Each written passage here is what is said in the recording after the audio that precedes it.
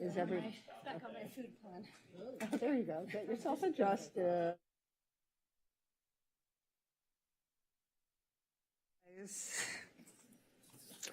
Are we ready? On the dais. Are we ready on the dais? Yep. There we go. Good evening, Santa Monica, and welcome to the Tuesday, October 11th, 2022 meeting of the Santa Monica City Council. Councilmember Negretti, want to lead us in the pledge?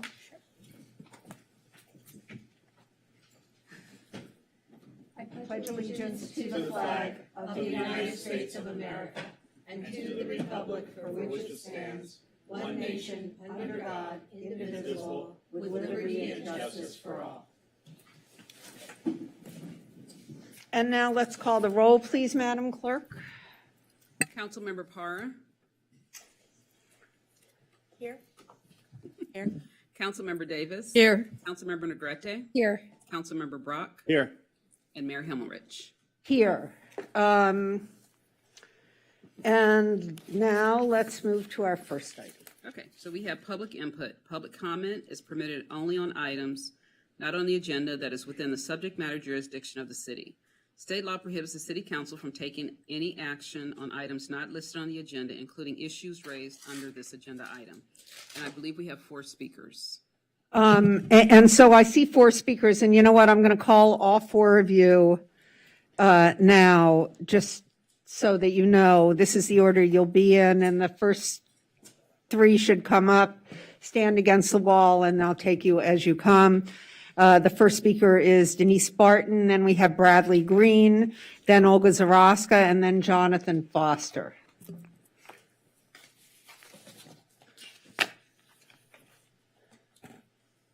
And so, Ms. Barton, were you going to show a visual for this? No. Okay, go ahead. Good evening. I'd like to begin talking about the upcoming election in November since the audio was not working last time. I mean, when you took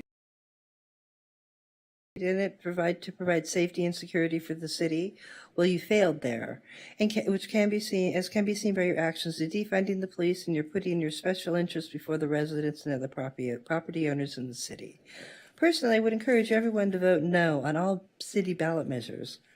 The city needs to learn to live within its means, like Mayor Sue Himmelrich's ballot measure, to take at least just under $500,000 from the sale of property of $8 million or more for her special interests over all else, of course.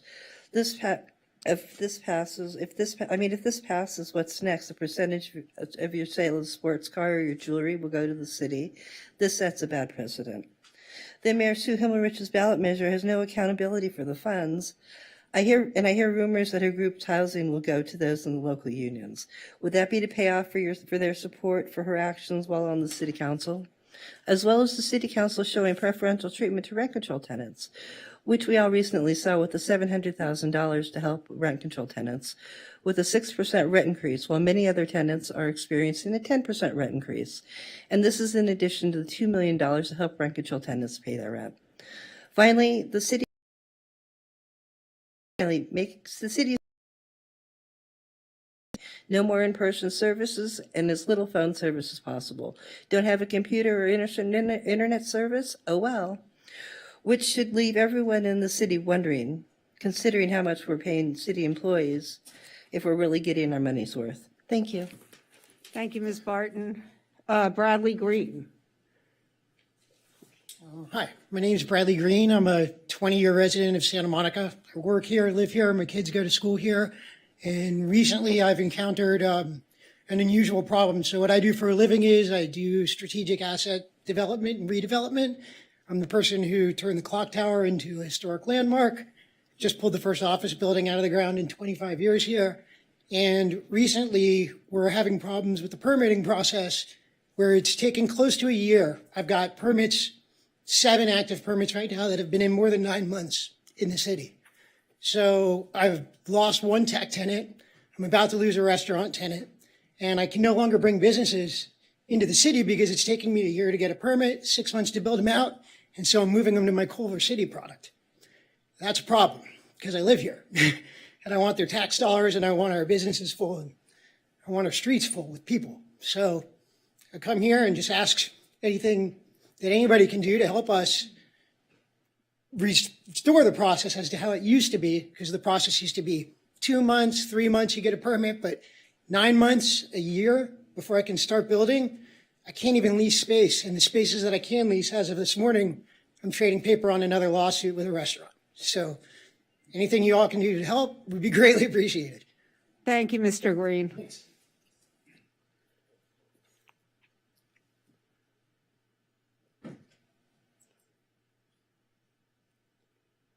Good evening. Here is a petition on a website called change.org. The name of the petition is Vote of No Confidence in Santa Monica Mayor Sue Himmelrich. While the petition gives several reasons why citizens might want to express a vote of no confidence, what I'd like to share now is the comments that citizens left under the petition, where they explained their own reasons for signing. Number 1, total negligence and incompetence. Next, she has single-handedly destroyed the character, safety, and security of this beautiful, sleepy town. She needs to go fast. Next, she's out of touch with the reality of the city and what is best for the citizens. Next, she's over her head in this job. No concern for Santa Monica. Next, violations of ethics policies. Next, I'm signing because Sue Himmelrich's policies no longer represent Santa Monica. The city has deteriorated with congestion, tall buildings, high crime, defunded and unresponsive police, homeless everywhere, too many high-rise apartments, lots of small businesses, public be damned with regard to parking, and too much growth. Next, we're going downhill fast with her at the helm. Next, we need someone who represents the community, not their personal interests. Next, using position as mayor to sponsor a tax measure is just not right. We need true leadership now. Next, the mayor has continued to make decisions detrimental to our residents, business owners, and city maintenance workers. She has shown herself on so many occasions to care most about special interests, a failed politician from the past. Next, I have zero confidence in her as mayor or a French fry cook at McDonald's. Next, we need a strong, committed, moral leader to reverse this downward trajectory. Next, and my favorite reason for signing this petition, I care about Santa Monica. Again, this is from the website called change.org and from the petition Vote of No Confidence in Santa Monica Mayor Sue Himmelrich. Thank you. Thank you, Ms. Zaraska. Jonathan Foster. Sorry if I'm out of order. Jonathan Foster, hi.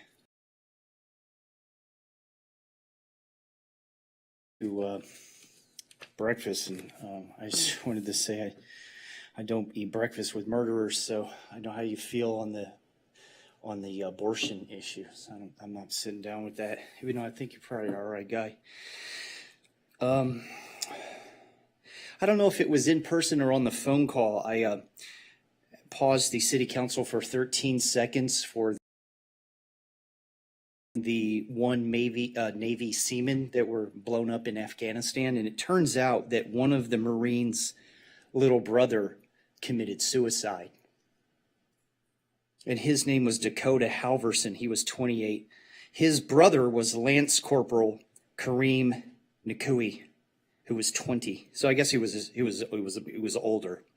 I guess somewhere it said it was. But anyways, I just wanted to pause for an additional second to recognize Dakota Halverson, who killed himself because he missed his Kareem Nakui, his brother. And if we could pause, you could just say his name, Dakota Halverson, and then we'll move on.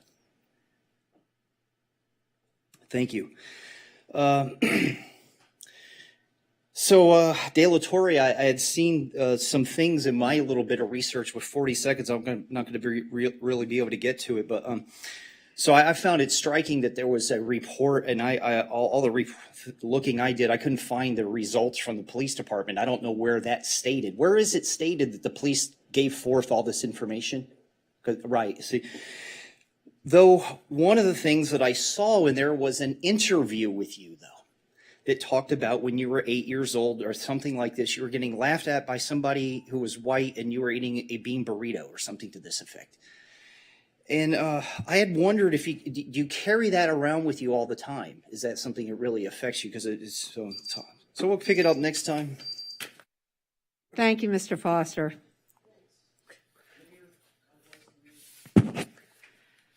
And now we move to public input on closed session, which we don't have, special agenda items, which we don't really have, and consent calendar. And I see that we have one speaker on this. Is that correct, Madam Clerk? Yes, it's Denise Barden, and she's going to speak on the public, so she's doing her so she's doing consent, and she's doing the special agenda items, and she has 3 minutes. I'm sorry, what's she speaking on again? She's speaking on the public, so she's doing the consent, and she's doing the city manager item, Great, thank you. and she's going to have 3 minutes. Which visual did you want? Is it the picture? Okay. Go ahead, you can start. Go ahead. Hello.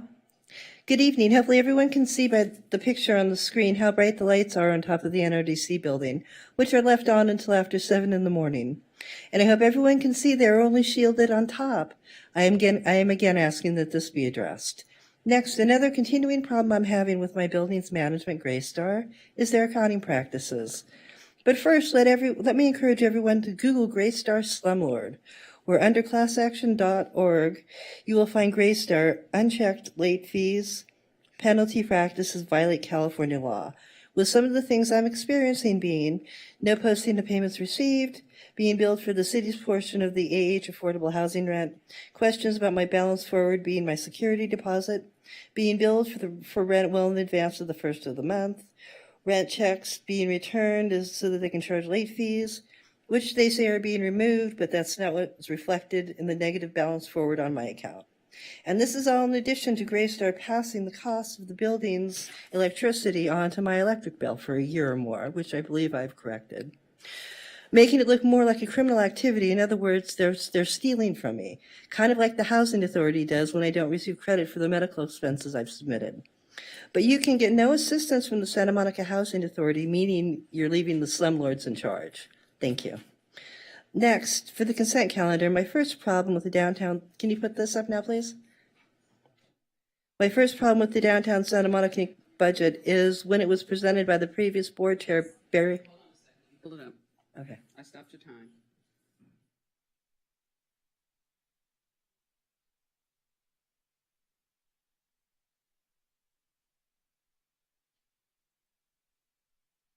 Right. What was the second one, Denise? I'm sorry. It's the one that's on the projector. Can you advance it? over It's on the projector. It's, the Oh, I'm document. sorry. Go Yeah, ahead. document. Okay, the doc. Okay, go ahead.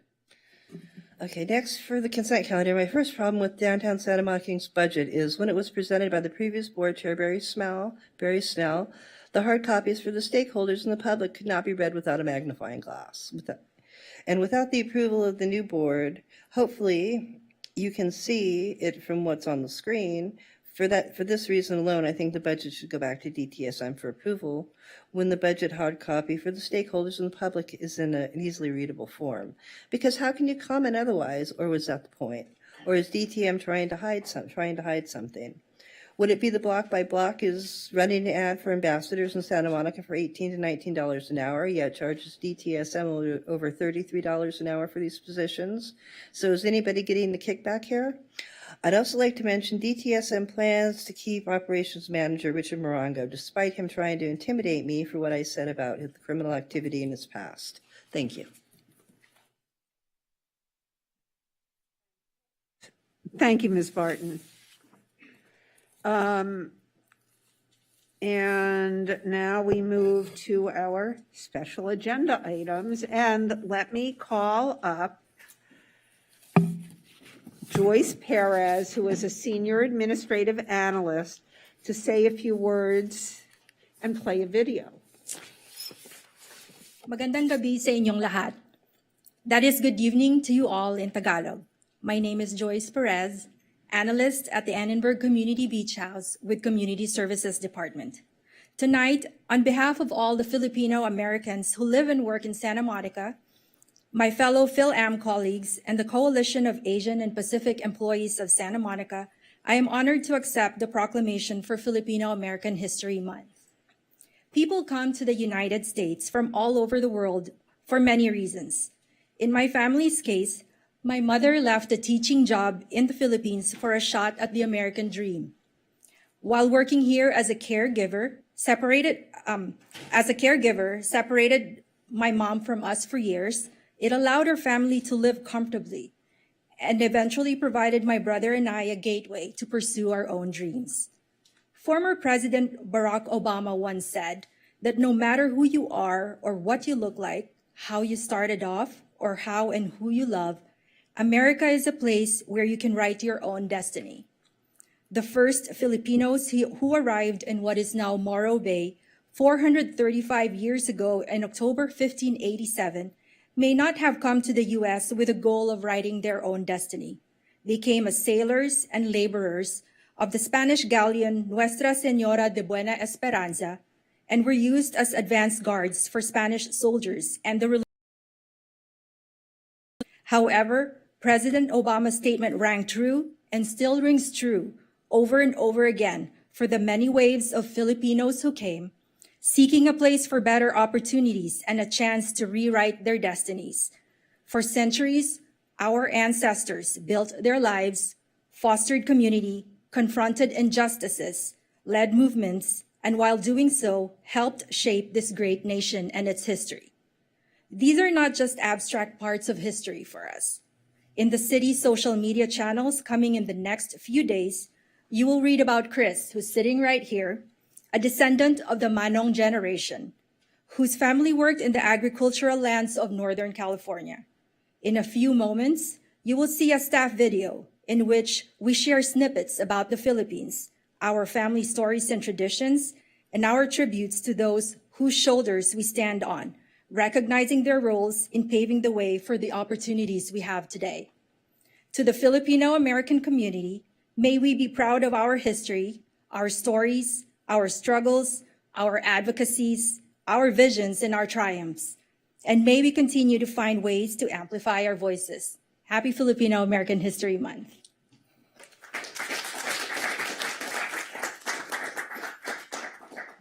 I'll play a video, it's about 7 minutes. And then, Yeah, if you how long want is it?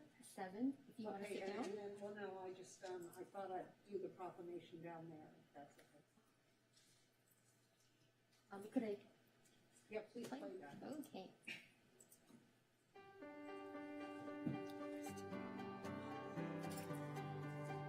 Hello, Santa Monica. October is Filipino American History Month that commemorates the first landing of Filipinos in the United States and honors Filipinos who contributed to our country.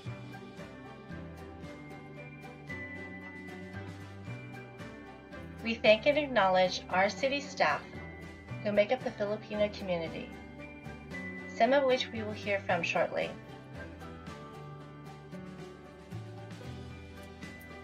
We are celebrating this month at the Santa Monica Libraries, where a collection written by and about notable Filipinos will be showcased, and at City Hall that will be lit up by the colors of the Philippine flag from October 17th to the 30th.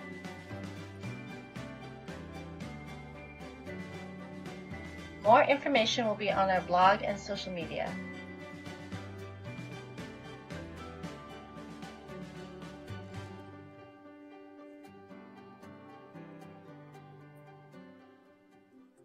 Hi, my name is Erica Cayugan and I work at the library. I am half Filipina and half Chinese, and both my parents were born in the Philippines. Before moving to California in my 20s, I grew up around Filipino communities in New York and New Jersey, with lots of titos, titas, and barkada. I was active in the local Filipino dance group and performed folk dances at an early age and well into my college years. From Pandango sa Ilaw, where I balanced candles on my head, to the Tinikling, where I learned how to gracefully dance between two bamboo sticks. Did you know that the Tinikling is a national dance of the Philippines? The dance itself imitates movements of the tickling bird as it weaves through and around bamboo traps set by rice farmers. Dancing was a way for me, an American-born Filipina, to learn more about my culture and the stories that have been passed down through generations. I hope my children will also have the opportunity to learn folk dancing in the future. Mabuhay, Santa Monica! Hello, mabuhay. That's how are you in Tagalog. My name is Christopher Enriquez. I've been with the city since 2013. I'm currently working for the Department of Transportation, and both of my parents are Filipino, and we migrated here during 1993. A little fun fact about Philippines is that it's the home of 7,100 and mabuhay. Thank you. Hello, I'm Maria Dakanai, analyst for the Sitting Clerk's Office. During World War II, over 260,000 Filipinos answered the call to defend the U.S. and the Philippines with the promise of U.S. veteran benefits after service. But did you know that while Filipinos who joined the armed forces in the U.S. were granted citizenship, those in the Philippines did not due to the 1946 Rescission Act? Of 66 allied nations, the Philippines was the only one not to receive benefits. The Rescission Act has yet to be repealed, but after years of protests and lobbying, eligible Filipino veterans were granted citizenship and benefits in 1990. In 2009, one-time payments were awarded to eligible veterans, and in 2017, Congressional Gold Medals of Honor were awarded to remaining eligible veterans. Unfortunately, this was too late for my grandparents. But we share these stories because it's not too late to honor their sacrifices and contributions to American history. Hi, my name is Andre Juta. I'm in the Finances Accounts Payable Department. I was born in the U.S. for the citizenship. I was raised in the Philippines for the culture, and now I'm back in the U.S. for a better future. And did you know that the Philippines is the largest exporter of nurses worldwide? So the next time you're hospitalized, say hi to a Filipino. Hello, my name is Paulo Velasco, and I'm the recently hired Equity Inclusion Manager for the city. I'm really excited to be a part of this celebration and recognition of Filipino American History Month. I was born in the Philippines and immigrated to the US when I was very young. And growing up, I never learned much about the contributions that Filipino Americans made to our country. But over time, I've learned more about these contributions, and I'd like to share a little bit about that tonight. And so prior to coming to Santa Monica, I worked at UCLA, and I worked with undocumented students. And during our events, we would end with a unity clap.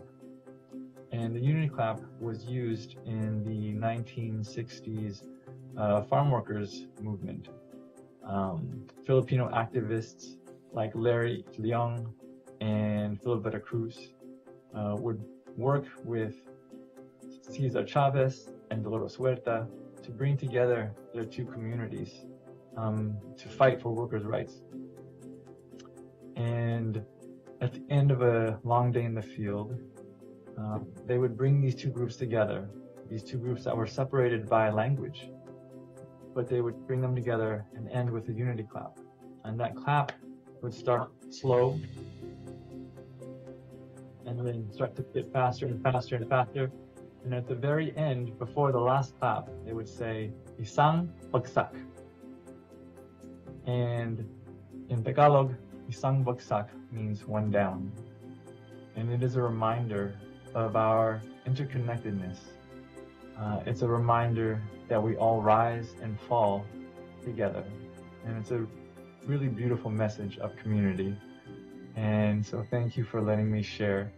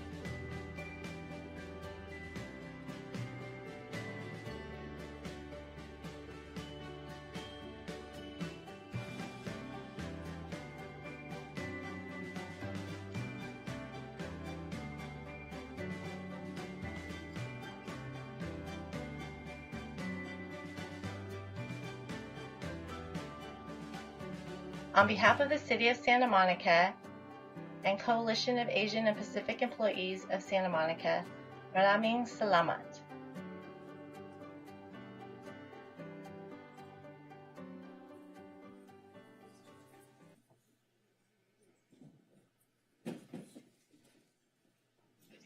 So I have a proclamation from the city to present to you.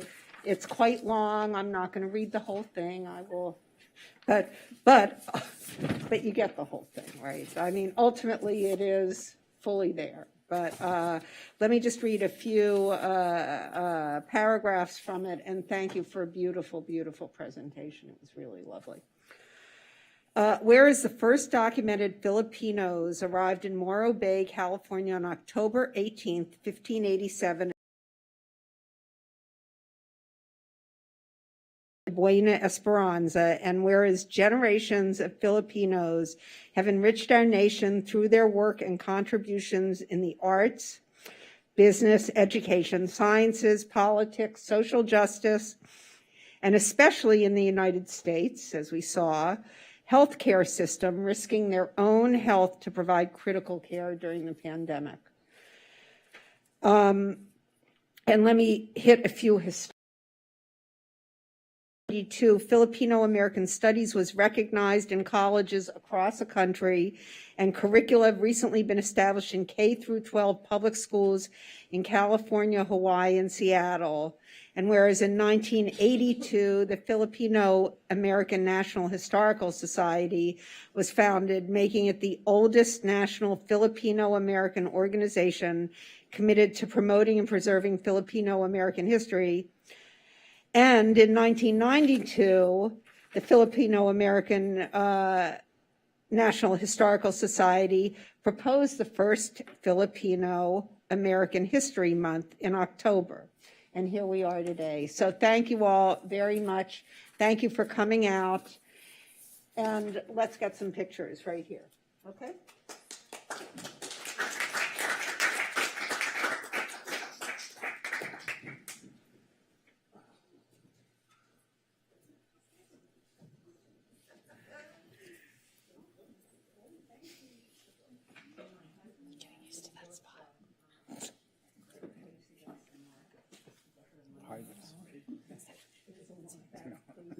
Would you like the two flyers?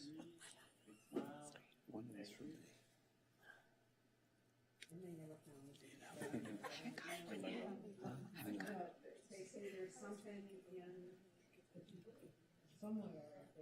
Do we get them all? All right. Half my family is Filipino. My stepmom is Filipino, so is my aunt side.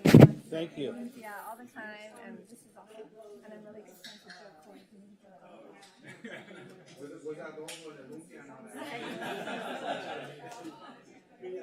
I know, I was like, where's the food?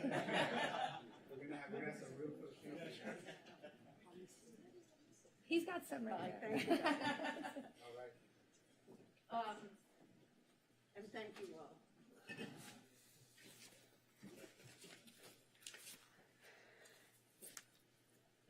And next, we have our city manager report. No, not yet. Oh, we don't have a city manager. Oh, We need to recess now. excuse me, I haven't read this carefully enough. I guess we have the city manager report. After we take a break, we will be back at 7 p.m., and then we will have our city manager report. Thank you very much.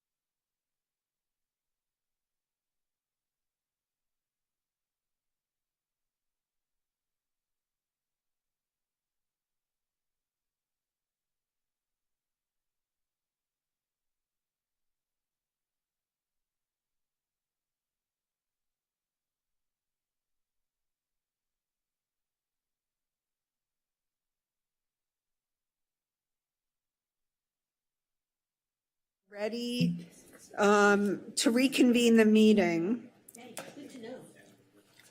And let me do a couple agenda management or reminder items. First of all, item 16A will not be heard. We do not generally hear appointments when we don't have a full council.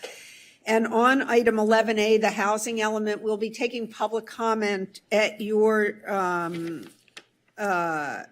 choice, either in during item 6, which is for general public comment, or in connection with the item, which is 11A. So you may speak either when we call the 6 items, or sign up either when we call the 6 items, or for when we call item 11A, the housing element item.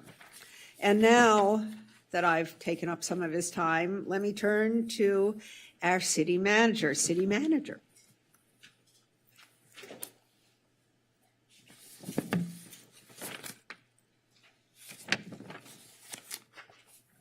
Good evening, Mayor. Mayor Pro Tem is not here, so good evening, Mayor and City Council. I have a couple of updates that I'm going to provide, and then I'm going to introduce our new Equity and Inclusion Manager to all of you.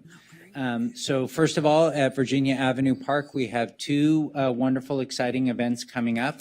Tomorrow, Wednesday, October 12th, from 5:30 to 7 p.m., there's a resource fair and open house designed to connect residents to social service providers ranging from affordable housing and childcare to youth enrichment and health services. The library will have a book giveaway, and the Office of Emergency Management will host a vaccine clinic.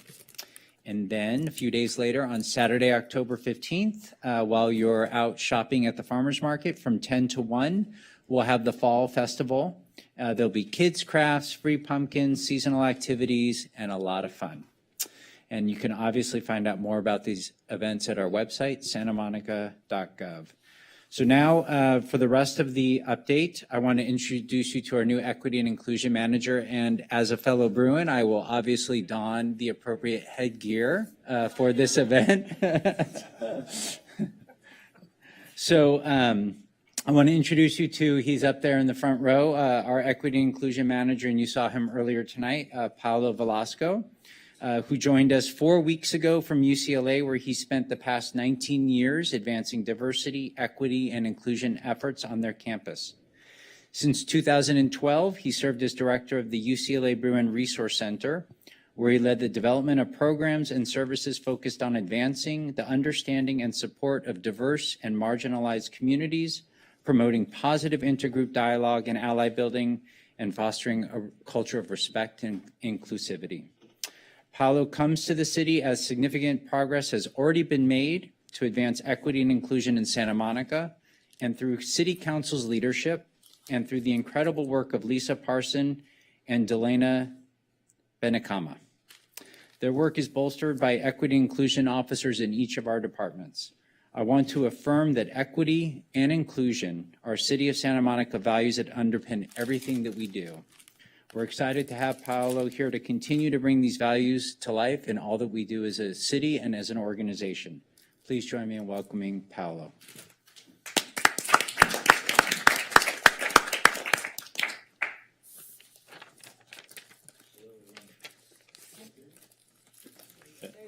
All right.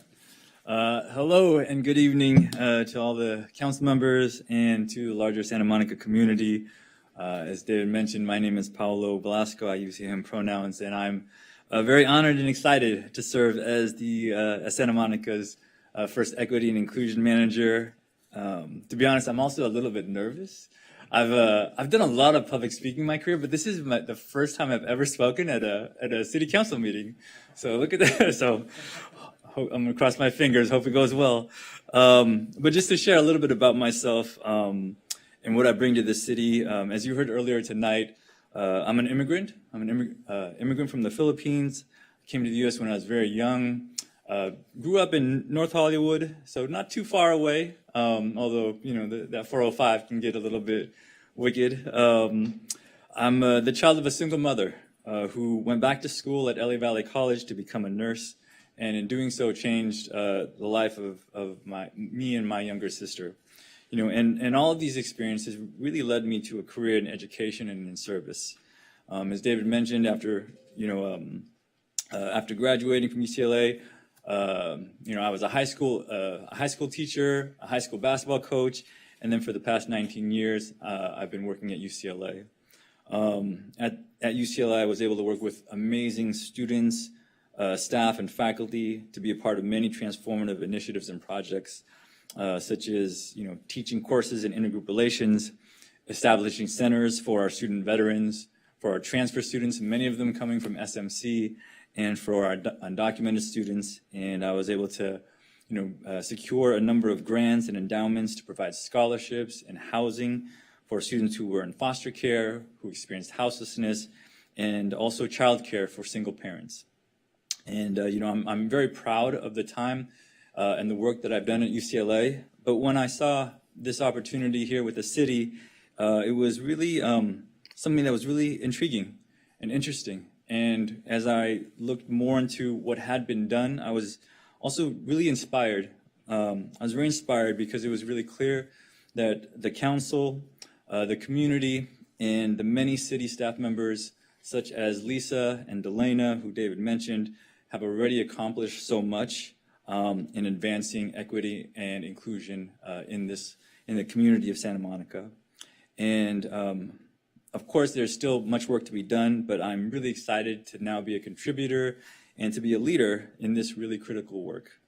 So my hope is that I can work with everyone here and in the larger community to really make a transformative impact in the lives of the people of Santa Monica. So thank you for letting me introduce myself, and I look forward to working with all of you. Thank you so much, and we look forward to working with you.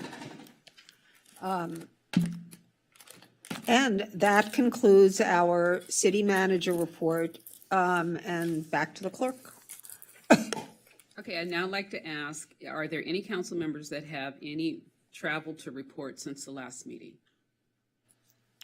Seeing none, I think travel. Is it any events or just long distance travel? It's only when you pay, actually. City pays. Paid, so I went to the installation 2 weeks ago for the new officers and board of the Independent Cities Association in Redondo Beach, and attended that. Thank you. And now we move to our consent calendar. Madam Clerk, do you want to call it, please? Yes. Consent calendar. All items will be considered and approved in one motion unless removed by a council member for discussion. And in accordance to Charter Section 615, the adoption of all ordinances and resolutions shall be by reading of the title only unless a council member present dissents. Does any council member wish to pull an item for discussion? Councilmember Brock?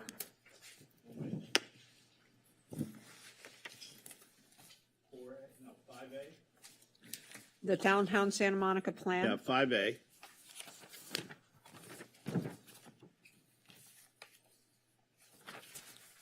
That's it.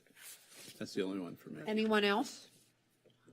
Okay, so would you like to move I the would. remainder? Love to remove that we approve the remainder of the consent item, please. Do I hear a second for the remainder?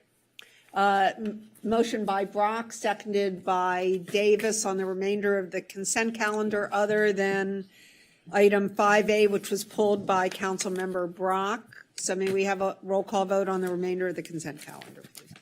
Councilmember De La Torre, Yes. Councilmember Brock, Yes. Councilmember Negrete, Yes. Councilmember Davis, Yes. Councilmember Parra, Yes. and Mayor Himmelrich. Yes, so that passes 6-0. So item with- 5A is approval of the Downtown Santa Monica, Inc. fiscal year 2022 through 2023 budget and work plan. And that was pulled by Councilmember Brock. And do you want a staff report, Councilmember Brock? I don't need a staff report. I had one question and comment. And this is concerning, Andrew already knows, this is regarding 5A 4 under recommends the city council. I know that we're authorizing a temporary ice skating rink. I've suggested several times that an ice skating rink in the middle of extreme drought is not the best use of our energy in Santa Monica, and I had made an alternative suggestion that we do a Christmas roller skating ring instead. That would use much less energy, wouldn't use water, whether it was recycled or not, and it would use much less electric power. We've been having a tremendous amount of outages in Santa Monica also over the last few weeks. So I want to make sure that our grid survives, and the electric power for that is a lot, plus the fact, are we saying a good example if we're trying to make sure that we preserve our water supply by having an ice skating ring at Christmas. And that's my comments and the whole thing. Good evening, Ms. Taylor. Oh, would you like us, Sure, we'll DTSM or hear. staff, to respond to it? We would or love just to hear no? a response. Okay, Sure. thank you. So Jennifer Taylor, I'm the Economic Development Manager, and I'm joined here today, Andrew Thomas, the new CEO of Downtown Santa Monica, Inc., and Jameson's from his staff, and Eric Stedman, the board, the chair of the board for DTSM. I could say that the city and DTSM have been working for a long time on the ice skating rink. It's a well-loved, and we're really excited to welcome it back. I think your comments have been duly noted. We've been working really closely and continue to work closely with our Office for Sustainability and the Environment and the Water Resources team on ways to ensure water reclamation and sustainability efforts. I can let Andrew speak to right now. I think for this year, it's too late to transition to doing something different than ice, just because they've been spending so much time and effort to bring it back. But we can certainly take consideration for that location, or there's potentially some other locations for your idea for the roller skating rink. But I'll let Andrew, if you want to. No, you should go. You should go. Wait, no, and then we'll discuss, right? That's how it goes. You've been here before. You know how this rolls, right? Thank you. Thank you. Thank you, Mayor, council members. Can Pleasure you to be here. introduce yourself to everyone, please, since this is your first appearance here? Of course, I'm Andrew Thomas. I'm the CEO of Downtown Santa Monica, Inc. I've been on the job since September 1st, and I've met with some of you, and I look forward to meeting with the rest of you soon. I was here from 2001 to 2011 as the Director of Operations, so Santa Monica is not unfamiliar to me. Regarding the ice rink, I certainly appreciate your concern, council member, and we are committed to making sure that the rink is as sustainable and energy efficient as possible, and we look forward to working with our partners at the city in doing so. But I certainly appreciate your concern. Yes, Councilmember Davis. Well, thank you for that. And I actually don't have a question for you. I just also want to make a comment, but you're welcome to stay there and listen if you like, which is that, and maybe it's because I'm the parent of a kid who played ice hockey when he was younger. Ice skating is something that it's really great for kids to learn. And since the closure of the Culver City ice rink, there is no ice rink between Toyota Sports Center and the rink in Panorama City. And so to have that ice rink open for a few months during the winter is a real opportunity for our local kids and adults to enjoy ice skating, to learn to ice skate. It's my impression that not just this year, but in previous years, they've been very careful about the sustainability aspects of it. And generally, the technology related to putting up a rink has improved greatly from the old days when they took a hose and threw it over the chillers. They use recycled water, and they figure out a way to minimize energy usage. I also want to point out that actually the city invested some money to make sure that that ice rink could happen, because we had to fix the Edison circuit that was there in that parking lot near there. And so it'd be kind of a shame to have invested all that money to have an ice rink and then not have an ice rink. So for all of those reasons, I mean, obviously this year we're going to have it, but I think, I think your point's well taken, but I think we should, rather than say, let's not do it, is ask staff and downtown Santa Monica to look for ways at the margins to make it increasingly sustainable, and we can even advertise it as such, that it's, the world's most sustainable ice rink or something like that. But I do think the fact that there's decrease in the number of ice rinks in the area makes it almost more imperative that we give folks that opportunity for at least some time during the year.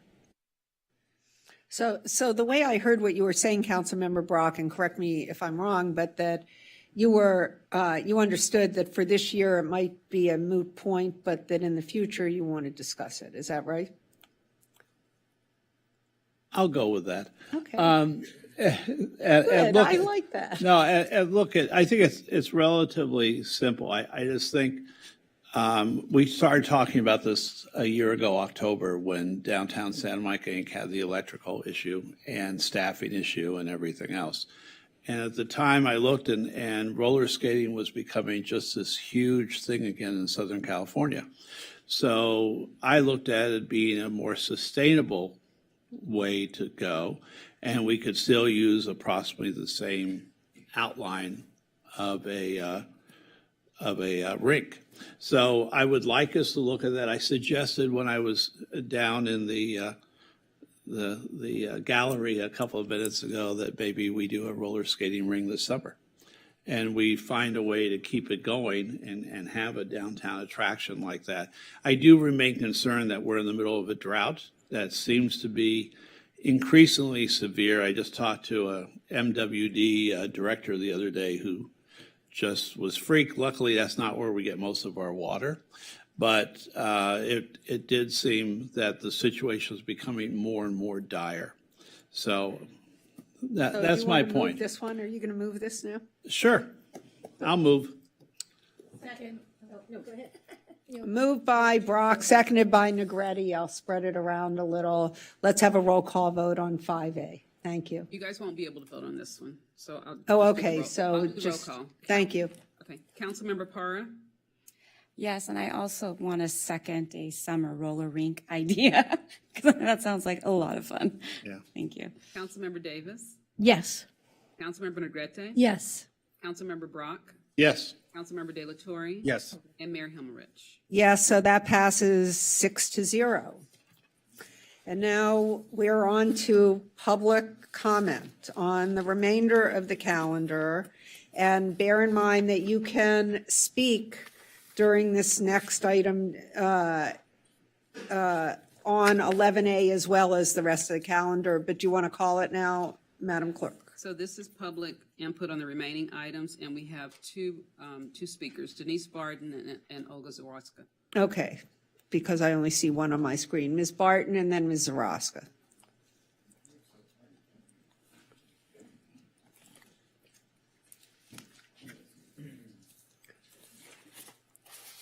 Good evening. The part of the 2021 to 2019 Santa Monica sixth cycle housing element I have a problem with is Chapter 3, Goals, Part 7, Eliminating Housing Discrimination.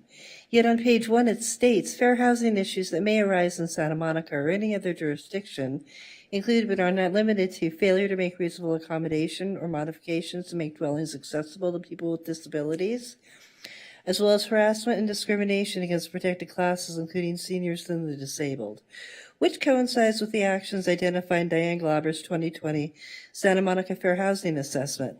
Says there are violations of fair housing and civil rights, but the city considers those a low priority. But the discriminatory actions are the normal actions by the city and the Santa Monica Housing Authority for many years now. Would that be the reason the city has not had an ADA person since 2010? Except for employees and risk management? Thank you. Thank you, Ms. Barton. Ms. Zaraska? I'm speaking to 16B. I urge the council to approve the Roberts Rules training by a professional parliamentarian, a live online training by the date the new council members assume office, which I believe is expected to be December 6th, so that the incoming council members are familiar with the rules on day one. Considering the ongoing grave violations of parliamentary procedure, most of them related to the abuse of power by the presiding officer and the resulting biased, undemocratic, and less than transparent council meetings, there is an urgent need for such training. Please do not delay this training past December 6th. To ensure the highest level of the training, it should be performed by a professional, certified parliamentarian rather than the city's legal department, which has shown little expertise in the rules. That's why we have those violations that are going on. My suggestion is that the training should have two added elements on top of the basic crash course. Number one, an emphasis on how to preserve the rights of each individual assembly member. And number two, an emphasis on the rules that help keep the meetings short. The city attorney should monitor the council meetings for substantial adherence to Robert's rules in accordance with Council Resolution 11360, which reads in pertinent part, quote, "The procedures of the City Council shall be governed by the latest revised edition of Robert's Rules of Order," end quote. And I understand that the city has been trying to delay this training past the winter until March or so. It's absolutely unacceptable. We have been watching this council violate the rules left and right for almost 2 years. There are at least 2 or 3 new council members coming in. They need to be ready to actually perform their duties on day one. So please take notice of that request. Thank you so much. Thank you, Ms. Zaraska. And am I right that our next, that now we move to 10, is that right? Yes, so next we'll go to ordinances. So public comment is, I'm sorry, so again, I'm reading out, this is for the ordinances. And so in accordance with Charter Section 615, the adoption of all ordinances and resolutions shall be by reading of the title only unless the council member present dissents. So first we have item 10A. It's the second reading and adoption of an ordinance amending the Santa Monica Municipal Code by adding Chapter 8.38 entitled Zero Emissions Building Code and amend Santa Monica Municipal Code Section 8.08.040 to allow the Building and Fire Life Safety Commission to hear appeals related to the Zero Emission Building Code. And this is a second reading. Move adoption. Second. Moved by Davis, seconded by Negretti. Roll call vote, please.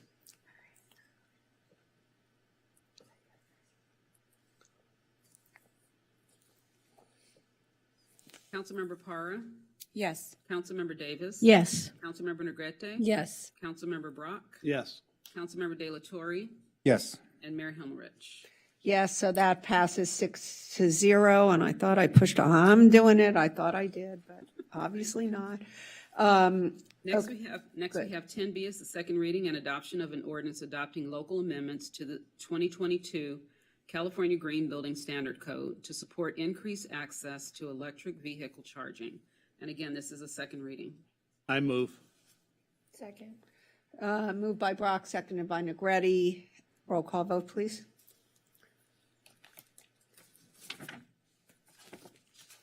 Councilmember De La Torre? Yes. Councilmember Brock? Yes. Councilmember Negrete? Yes. Councilmember Davis? Yes. Councilmember Parra? Yes. And Mayor Himmerich. Yes, so that passes 6-0. And now we're off the second readings, is that right? Yes, we're on to introduction and adoption. This is 10C.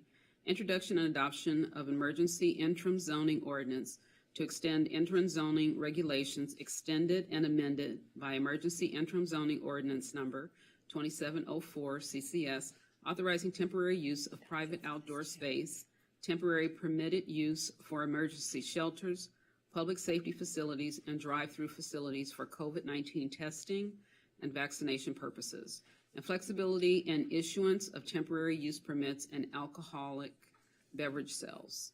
And hold on, let me put So this up Phil, for you made the motion already. It's not even, I'm teasing you, right? But look on the screen. Do you see that? Oh, no. I Not didn't that see screen, it. on your own personal screen. Oh, I don't know how that happened. I don't know either, and I'm not sure you can remove it. But anyway. I didn't do So I it. guess you're making this motion regardless of whether Sure, you I'll make want it. to or not. That's fine. Let's hope it doesn't say. In any case, yeah. So I'm sorry, please go ahead. Good evening, Council. So the next, Steve Mizukami here from City Planning and also from the Economic Recovery Team. The next item on the agenda is an extension of interim zoning ordinance 2704 to extend the temporary use of private outdoor space for commercial activity and to also extend certain zoning changes necessary for continued economic recovery. On May 10th, the City Council extended this emergency IZO through December 31st of this year. and established a separate review path for the private outdoor space program from the Santa Monica Outdoors program involving the city's parklet program on streets and sidewalk dining. Tonight, staff is recommending that the council extend this IZO through June 30th of 2023.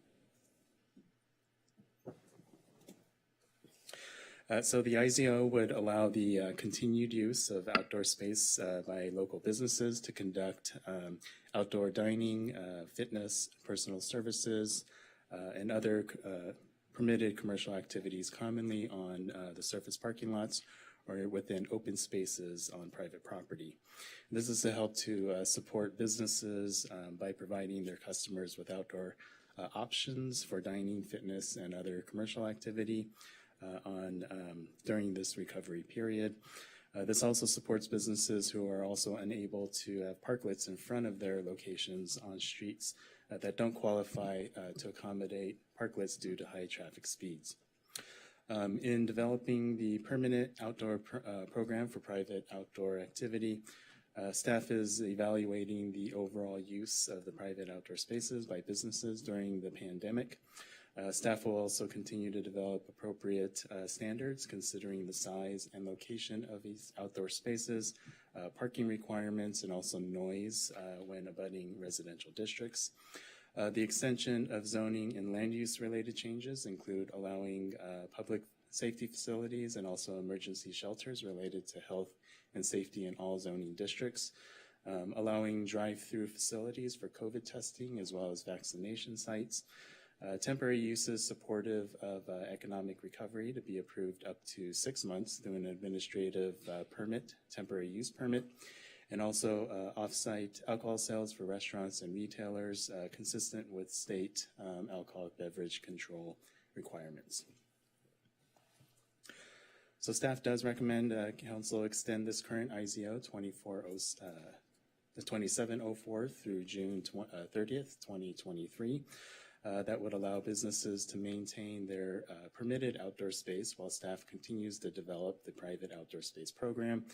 Staff will return back to council in spring of 2023 with a permanent program specific to outdoor uses on privately owned property that will require amendments to the zoning ordinance to enable this program. Staff will also evaluate whether the temporary land uses contained in this IZO would be necessary for continued emergency response and economic recovery. That concludes the staff report, and we're available for any questions. So let's start with questions. And by the way, we don't have any public comment, but any questions about this? Any comments? Let me just say, I think this program's been a terrific success. You know, it's been great for the city. I don't know why we wouldn't support it. So let's vote. You have to have did we get a We second? need a motion. I haven't made a I'll motion. move it. My I'll make a motion's motion to gone. move it. You can second my motion. I'll second it. Moved by Negretti, seconded by Brock. Let's have a roll call vote.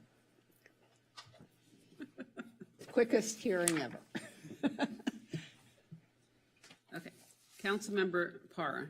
Yes. Councilmember Davis. Yes. Councilmember Negrete. Yes. Councilmember Brock. Yes. Councilmember De La Torre. Yes. And Mayor Himmelrich. Yes, so that passes unanimously with one absence. Next item, Madam Clerk. Next, we have introduction and first reading of an ordinance to amend the text of the city's ordinance related to economic recovery in 1, the city's downtown mixed use and commercial employment, oceanfront, and public and semi-public districts. Right. Excluding the area including and immediately adjacent to the 3rd Street Promenade, and 2, the area including and immediately adjacent to the 3rd Street Promenade. And this is a first reading. Thank you. Yes. And you're doing this stuff? Oh, you didn't get off so quickly. Remain. Let's go. Right. So good evening, Council. Again, Steve Mizukami from City Planning. So the next item on the agenda is the permanent adoption of economic recovery citywide and promenade interim zoning ordinances related to the city's economic recovery efforts. So currently, the city has 2 economic IZOs that are currently in effect but are set to expire at the end of this year. The citywide IZO covers the city's mixed-use and commercial districts, and since the downtown promenade is unique in its combination of uses and standards, a separate IZO was established for the 3rd Street Promenade area. This includes the blocks encompassing the promenade itself, bounded by the east side of 2nd Street, north side of Broadway, west side of 4th Street, and the south side of Wilshire. Both IZOs are similar in their intent of removing land use restrictions and also simplifying allowances and review procedures, along with added flexibility on where uses may be located on a property. So both IZOs were initially adopted back in May 2020, shortly following the start of the pandemic, and has evolved over time. In November 2020, both IZOs were extended through the end of this year. However, there have been subsequent revisions to the Promenade IZO in 2021, most recently in January of this year. Last month, on August 17th, the Planning Commission held a discussion and provided a recommendation that the City Council permanently adopt these IZOs supportive of local businesses impacted by the pandemic. So the following is a brief summary of the IZO provisions proposed for the permanent adoption, starting with the citywide IZO amendments, allowing restaurants up to 5,000 square feet as permitted uses. Typically, full and limited service restaurants of this size require a minor use permit, and this would allow these to be permitted by right. This change provides a streamlined review as well as allows for greater flexibility for restaurant reopening. Related to this provision, staff does want to point out a clerical revision to the land use table under the NC district, which should read as permitted, and also removing limitation number 10 for restaurants up to 5,000 square feet. And so I'll be going over this cleanup item in a little bit more detail later on. Food halls are a new establishment, uses citywide, and up to 175 seats would require a conditional use permit. Limitations on restaurants on Main Street would be removed and would not apply to restaurants up to 5,000 square feet. There is a limitation in the zoning code currently which caps restaurants and bars per block, including the number of seat counts, as well as the number of alcohol permits, and all of these would be removed. These restrictions are contrary to the city's economic recovery efforts in efforts to simplify our standards that support restaurants on Main Street. The limitation on ground floor tenant spaces as well as street frontage is clarified in the zoning code to be required for only new buildings or alterations to existing or those that are resulting in combination of tenant spaces commonly used for office uses. This change, for example, would allow existing tenant spaces considered abandoned after 1 year to be reoccupied without having to go through a conditional use permit. Next is the abandonment of legal nonconforming eating and drinking establishments as well as retail uses. In efforts to support the continuation of restaurants and retail businesses at the same location post-pandemic, this eliminates the 1 year abandonment period currently in the code and also allows for these types of uses and businesses to reoccupy vacant tenant spaces of the same use no matter how long it's been vacant for, provided that no other use has occupied that vacant space since the restaurant or the retail. So essentially this eliminates the need for new land use entitlements or meeting parking requirements for what is essentially the same use as the previous. We also have relaxed parking requirements for changes of uses. Changes in use that create an increase of 10 parking spaces or fewer compared to the prior use would not be required to provide any additional on-site parking. Restaurants are also provided with some additional flexibility in this manner where only the dining area is included in that calculation. And so this change improves the ability for new businesses to occupy vacant tenant spaces that have a slightly higher parking requirement than the prior use. Off-site parking for food halls have been established based on the new use, parked at a 1 per 300 citywide. Relaxed loading requirements for changes of use up to 5,000 square feet. This would allow staff to approve loading plans based on loading needs while also working with existing site conditions, which often preclude the ability to provide compliant loading parking spaces. So this helps staff essentially achieve appropriate loading as available and helps to streamline the review process. Alcohol exemptions, operational criteria have been simplified for restaurants that are intended to be less restrictive. Hours of operation have also been slightly extended. Changes to the pier area include expanded areas compared to the citywide version, and which also includes bars and food halls and other retail establishments, which are typical types of uses that we do find on the pier. And this process is also streamlined as the appeal process for AE permits for restaurants for more than 50 seats has been eliminated. Small-scale facility definition is modified to remove fitness and yoga type places and places them in a more appropriate definition, which is the personal services and physical training definition, which was expanded to include up to 5,000 square feet. And this is supportive of fitness uses that were very in high demand during the pandemic. Moving on to the promenade amendments. Land uses in the promenade area were revised to help streamline the permitting of existing land uses by minimizing discretionary permits of MUP and CUP requirements. Changes to certain limitations were also provided to allow for flexibility in how the ground floor is designed and utilized by commercial uses. Next item is the conversion of existing and drinking establishments and other uses. This helps to streamline permitting by eliminating the need for a conditional use permit to convert existing establishments to other commercial areas, commercial uses.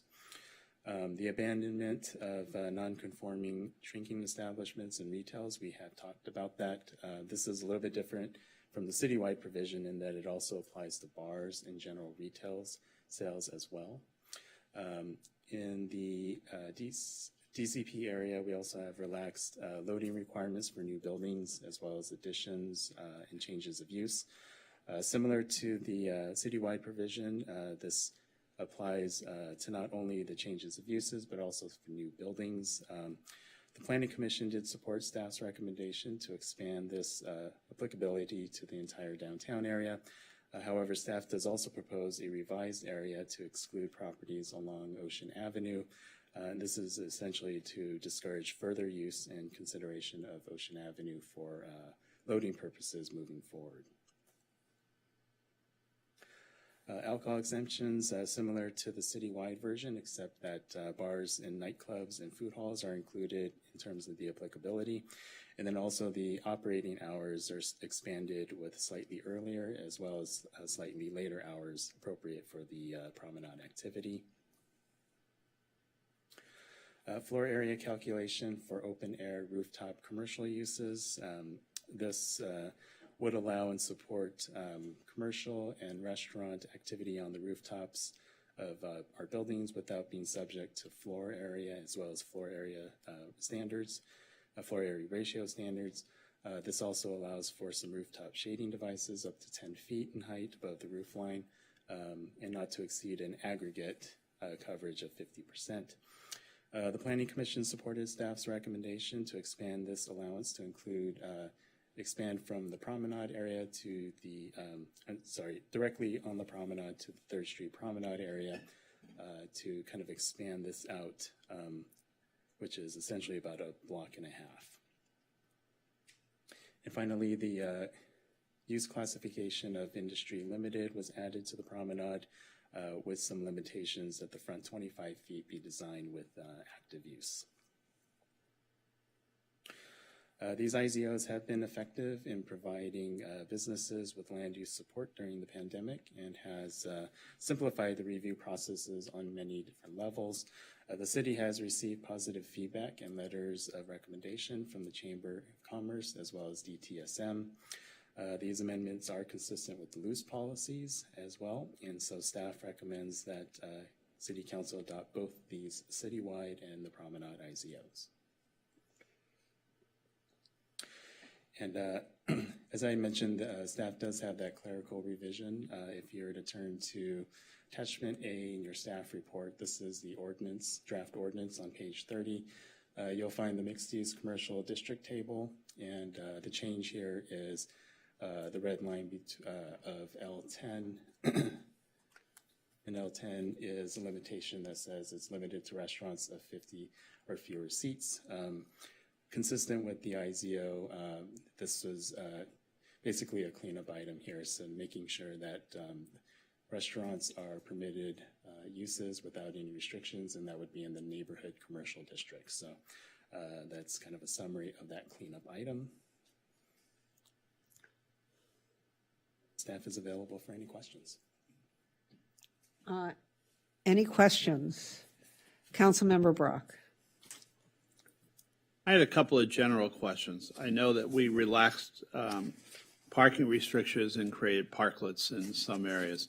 Has that hampered the ability for people to park downtown? Have they been able to find parking if they needed it? For the downtown, yes. Yeah, so the downtown is set up where there isn't any minimum parking standards, so we do have parking facilities that can accommodate and other parts of town, have we heard from any residents or visitors that it's been a negative? We haven't heard anything in terms of parking issues. Have you heard anything? Not in terms of parking-related issues. Okay. Since the program. My second question is alcohol-related. I know we also eased, requirements to be able to serve alcohol, et cetera. Have we had any negative effects in the city from that? Have there been any rise in alcoholic related citations or arrests anywhere in the city that is under these zones? None that we are aware of. What complications have you seen in general? I mean, is the program going just wonderfully, or are there still issues between either merchants, restaurateurs, the city? What's the ease of acquiring permits? Is there anything else that we could do to make this run even smoother? Well, so these are zoning amendments that are about getting new businesses reopened or tenant spaces reoccupied. A little bit different from kind of the discussion about the parklets and the outdoor spaces. Right. So those are kind of different discussions, but nonetheless, those are businesses. From those programs, sometimes we will hear about noise complaints in terms of just activity that we'll then address through code enforcement, and we've done a lot of outreach to businesses. I'm sorry? An example? Let's see here. Some restaurants that have taken that do have some outdoor seating within the parking lot area. More recently, we've had some noise complaints, so we've reached out to some of those businesses to kind of talk to them about kind of the noise issues, and so we've done that before we've really kind of done code enforcement necessarily. But that are we having any repeated issues, or is generally a warning and everything just taken care of it? We've been able, I think, with our outreach efforts to be able to talk to the business first to kind of let them know that there are potentially some noise complaints.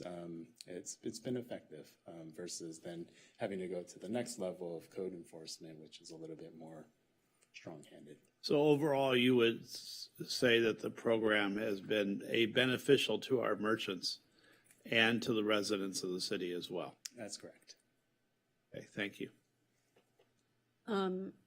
Well, I wanted to look at, I saw there were a few areas in which, seeing no other questions, I think, is that right? Seeing no other questions.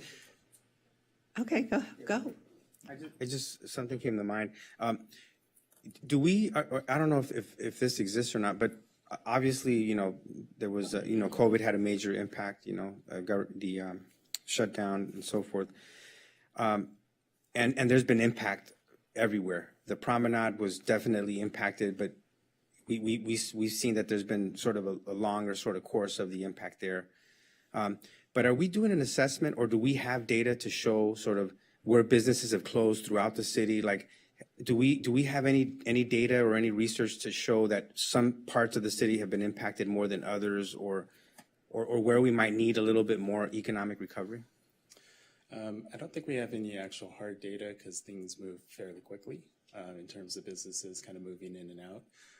But I think just based on kind of the conversations that we're having with people or businesses trying to get in, many of these improvements and updates that we're having is making things a lot easier in terms of just processing. Now, the council did receive some recommendations from the chamber as well as the DTSM group who is supportive of that. So they are having those discussions with brokers, the community on a more daily basis. And so they are definitely supportive of this. They've seen where a lot of these provisions have helped with just reopening Santa Monica. Great. And I know that we can track sort of business applications, and also we know like how many businesses are trying to start up in the city. And, there was a speaker that spoke earlier regarding the permitting process and how we're losing some businesses because of how long it's taken to get, I guess it's plan check or, the details of that, of trying to get these buildings completed and leased. And I wrote it down. I'm trying to figure out, in terms of economic recovery, is it a question of staffing or any other types of changes that are needed to expedite sort of those permits Well, I think these proposed changes are set up to provide more predictability, I think, in terms of eliminating any land use barriers that tend to make things a little bit more tougher for businesses to, once they engage with the city, to go through that initial planning entitlement process. So I think these changes are intended to make things a little easier for businesses to be able to engage with the city to, let's say, open up a restaurant. And so this is what these provisions do on the front end. Then, of course, processing once they are in for plan check, that's kind of the next step. But these are kind of the amendments to the zoning code that we're trying to just simplify, so that way. Great. Yeah, I see that. It's going to make it easier for businesses to get their businesses going and running. So I really appreciate that. So thank you. Actually, I'd like to follow up on that really quickly, because the planning process we know in our city seems to always be derided by so many who try and open businesses here. How would you, and you may not have this answer, but if we were comparing our process of opening a new restaurant, a bar, nightclub, whatever we were opening in Santa Monica in these zones, compared to, let's say, 5 other Southern California cities, would we be comparable, slower, faster? What are we doing to make sure? Because Councilman Delatorre hit on a huge point. I mean, we are known for being extremely hard to do business in. And I think most of us on the dais, I think, are hoping that we are a big sign that says open for business, that we want retail stores, we want restaurants, we want people to come into the city, be creative, be innovative, and be welcomed here. So how would you rate us right now? Well, I don't know if we have any comparables to see what other cities are doing. We probably should. I think what we do know is when we put these amendments together and to try to simplify the zoning process, just as planners, we're always aware of kind of the day-to-day in terms of new applications that come through, how sometimes these get a little bit in terms of time, in terms of the amount of time for processing, but also for businesses to not know if there's any certainty in the process. So these changes are kind of geared towards that. It's definitely trying to remove any discretionary permit review processes. I know she's going to come up and try and answer that Jennifer might have and give us a little bit more, because we want businesses to open and we want them to thrive. We don't want them to have to use all their money before they get opened. Sure. Steve, thank you. You're doing a great job. I just wanted to provide a response to the benchmarking question. So yes, we are checking in regularly. We work so partly through the Chamber Business Strike Team and the Santa Monica Alliance Partnership, which includes brokers who are active throughout the region. We continue to get a lot of feedback from them of what we're doing well and what we're not doing as well, and how we stack up in terms of ease of doing business.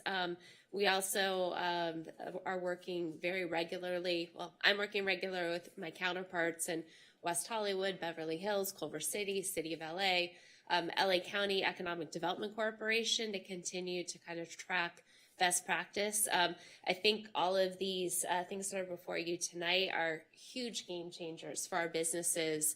We're also hearing from our brokers as well as our bids. DTSM's here tonight. Other bids about a lot of the regulatory process takes a long time. These adoptions tonight, that'll reduce those. So, sorry.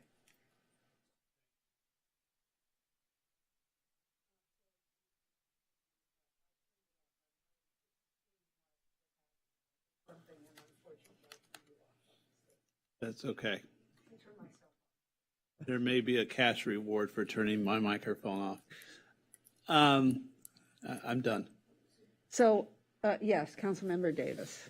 Well, I want to follow up a little bit on what Ms. Taylor said. I think, and Councilmember Brock and Councilmember De La Torre's question is, I think old stories die hard. And I think there was a time where it was difficult to open a business in Santa Monica. I think most of us can remember those times. But I think our staff has done a tremendous job in coming to council with innovative ways to change that. We're not as good as we could be, but we're better than we used to be. And I think one of the things, and I've had this conversation very recently with Ms. Taylor and Mr. Gupta about how do we get out that story that, maybe in the old days it was hard to open a business, but now we're getting rid of some of those sacred cows that we used to get in the way of opening businesses. And I think staff is very aware of those. So I just want to make it clear that I think that some of what we hear from people is not what's really happening on the ground, but it's the reputation we have. And it's important for all of us to say that was then, this is now, and point out that we really do have staff that are working on that. So I actually have a question. Thank you, Councilmember Davis. But so Mr. Mizukami, so we go back and there are areas in the report where you say PC said boom, right? And I want to go back to those areas and find out where the differences were. Because it looked as if they were trying to make it bigger and we were keeping it more contained. Is that right? No, I think just generally the staff had brought up certain these areas that we did want to, for example, this is the relaxed loading area for the DCP area. So with our recommendation, we did want to expand it to the entire DCP area. So the Planning Commission agreed with that. After further kind of discussions with our mobility staff, they felt that it was a little bit more appropriate to not include Ocean Avenue just in that. So it's just subsequent to the discussion that we had with the Planning Commission. So there wasn't really any disagreement in terms of that. And the PC had supported all of staff's minor changes in addition to what was already in place with the ICAs. So is this the only, I thought I saw it another place. Am I it's crazy? this one here. And, That wasn't the one I was concerned about. There was another one that this yeah. was about the just the use of the roofs. So why aren't we doing that? No, this is PC's recommendation. They did support staff's recommendation. So currently, right now, for the IZO, it's just limited to the 3rd Street Promenade. Oh, gotcha. Okay, so staff had recommended to at least extend it to the 3rd Street Promenade area. So that includes like east side of Second Street. So what you're saying is that when you say PC recommendation, the staff took the PC recommendation? PC had supported staff's recommendation. Okay, so I just thought that there were differences, right? But if there aren't, I'm okay with that. Seeing no more questions, is there a motion? Make a motion to. Okay, so moved by Negretti, seconded by Brock. May we have a roll call vote, please? Unless somebody wants to discuss it further. Allow the business. Councilmember De La Torre? Yes. Councilmember Brock? Yes. Councilmember Negrete? Yes. Councilmember Davis? Yes. Councilmember Parra? Yes. And Mayor Himmerich. Yes, that passes 6-0 with one absence. Next item, Madam Clerk, thank you. Next, we have introduction and first reading of an ordinance approving the 2022 Building Code update and adoption of resolution making findings Wait, you guys can't leave, sorry, I did. of local climatic. Who's going to watch us if you're going? Geological and typographical conditions and adopt local amendments to the California Building Standard Code.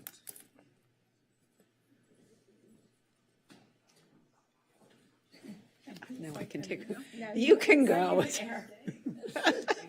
It's so much fun, right?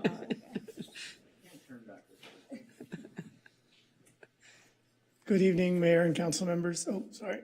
Ariel Sakaris, Building and Safety Division Manager. It's good to see everyone again. The item that I am presenting to you tonight, I'm going to try to step a little bit further back here, is the adoption of the 2022 California Building Code, as well as the local amendments to the 2022 California Building Code. The 2022 codes are the latest standards in building and fire life safety, and they provide the minimum requirements for structural safety, accessibility, energy, fire, and green requirements, to name just a few. And these 2022 codes have an effective date of January 1st of 2023. As background, state building codes go through 3-year cycles where new codes are published and adopted every 3 years. Upon council approval of this item tonight, the 2022 codes will become the city standards for building design and construction until the next code cycle returns to council for its approval again in 2025. So for the benefit of those that might not be familiar with this process, I'll briefly go over the code adoption process and how that works and the nuances of what local amendments are. So the adoption process consists of the California Building Standards Commission development of the codes, and they start their 3-year, they start the development of the codes shortly after this 2022 code adoption. They'll start working on 2025. But when they're developing the initial set of codes, it includes the use of model codes, such as the ICC, that's the International Code Council, as well as NFPA, which is the National Fire Protection Association, IAPMO, which is a plumbing code, and NEC for electrical codes. The Building Standards Commission also works with state agencies, such as OSHPD, which is the hospitals, the Division of the State Architect, schools, as well as CAL FIRE, to review these model codes and then to make state amendments to ensure consistency with the state and to better tailor those model codes to the needs of state requirements. So the state publishes their code on July 1st of the adoption year, and that's when the clock starts for local agencies to adopt any local amendments, which are required to be done within 100 days of the publication of the state codes on July 1. Our local amendments during that process are developed in coordination with regional professionals, including the ICC LA Basin chapter. And similarly to what the state does, these amendments are for consistency in the region as well as to further tailor the standards to the needs of the cities within that region. Cities are able to adopt local amendments to the state building code if these amendments are necessary to address a local geologic, topographic, or climatic condition. The local amendments must also be more restrictive than the state requirements. And the local amendments require that findings are made demonstrating justification for those three items I mentioned, the climatic, geologic, and topographical conditions. Administrative local amendments, however, do not require findings. So the resolution attached to the staff report for this item tonight includes the required findings for the proposed local amendments before you. One thing that's worth noting actually with local amendments is that they're not like your typical ordinance to amend the municipal code. These local amendments must be readopted every 3 years. So the proposed ordinance that you see before you tonight includes all of the prior local amendments that we are proposing to continue as part of this new code cycle to include as a part of our 2022 local amendments. So the 2022 code, as well as the proposed local amendments, was presented to the Building and Fire Life Safety Commission on August 17th of this year, where they unanimously forwarded a recommendation to council to approve staff's recommendation. We are here tonight on October 11th for council's consideration and first reading of the proposed ordinance. And as I mentioned, there would be an effective date of January 1st, 2023, consistent with state law. Should, for some reason, the city not adopt a building code, then we would by law revert back to whatever is in the state code adopted by the state. So just as reference, what you see before you here is our municipal code chapters, which make up our local Santa Monica Building Code. The local amendments touch the chapters that are in bold here. So you can see there's a large section of the Santa Monica Building Code which does include local amendments. Chapters 8.36, which is the Energy Code, as well as Chapter 8.106, the Green Building Standards Code. Those two chapters were presented to council separately by Office of Sustainability and the Environment, and I believe a second reading occurred tonight as well for those local amendments. So basically, in summary, I just want to point out that there are no new significant local amendments proposed this year. We are essentially just carrying over the local amendments from prior years. The majority of the changes being made are updates to reference sections. A lot of times these codes will change reference numbers, so we have to be consistent and make sure the right references are cited. There are some requests to ensure internal consistency within our municipal code or to fix areas where there isn't internal consistency, as well as to fix some inconsistencies with the state code. But again, nothing new of note is proposed from a local amendments perspective. The next steps with the adoption process would be to schedule a second reading with council. Should council approve this tonight, we would then file the ordinance and resolutions with the state. And as I mentioned, the regulations or the standards would become effective on January 1st of next year. Correspondence was received on this item. I believe council was copied on these. There were 2 emails received regarding the high-rise local amendment in the fire code. Our code establishes a high-rise requirement of 55 feet, whereas the state has a high-rise requirement of 75 feet. So I thought I'd just give you a little background on that in case there are any questions. The high-rise standard lives in the fire code. So needless to say, we lean heavily on our partners in the fire department to weigh in on its applicability. This standard has been in place locally since 2002, and it was implemented when there were vulnerabilities that were realized after the Northridge quake. It also follows suit in the city's progressive stance when it comes to safety standards. At its core, basically, the high-rise standards, what what it is doing by lowering the height is it's increasing the fire safety of a building and its occupants through its building design.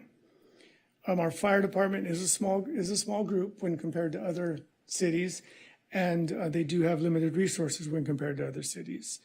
And again, the standard, what it does is it lowers the floor level where increased fire prevention measures are incorporated into a building design, and then essentially just serves as another fire protection tool to assist our firefighters and to protect building occupants. During an emergency when there are multiple fire events in the city, our agency doesn't have the same type of capability to assign large numbers of equipment or trucks at fires the way other agencies such as LA can. I believe, I don't want to misrepresent something, but I believe in our conversations with fire, we said we only have one truck locally, a large size truck. So that's sort of an example of our limited capacity as a fire agency locally. Nevertheless, I do have the fire marshal here from the fire department, should you have any more detailed questions, because clearly he is much more of an expert on this than I am. And the building officer, R.S. Argzin, is also here to answer any technical building code questions if you have any. And with that, that concludes my presentation. So this was all prepared before the disclosure last week of the new earthquake fault that runs off the coast here, is that right? Correct. The fault standards are also handled through I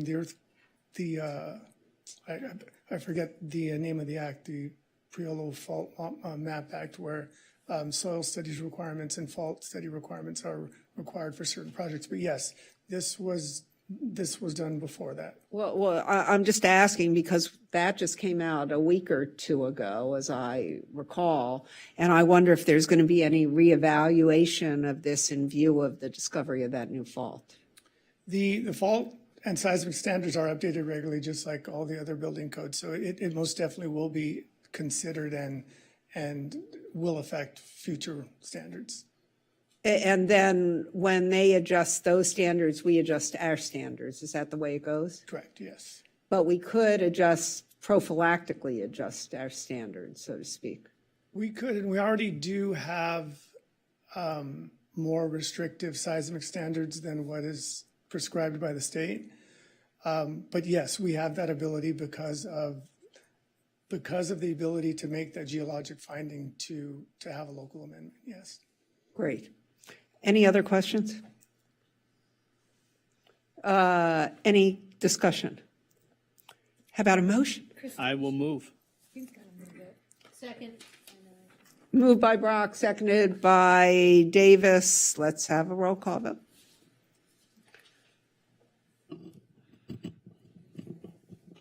Councilmember Parra? Yes. Councilmember Davis? Yes. Councilmember Negrete? Yes. Councilmember Brock? Yes. Councilmember De La Torre? Yes. And Mayor Himmelrich. Yes, that passes 6-0 with one absence, and we're on to the centerpiece of the evening. Well, let me ask the city attorney, is one motion okay for this, or do we need to do two? For 11A, For, no, for 10E. one motion is fine. Okay, thank you. Okay.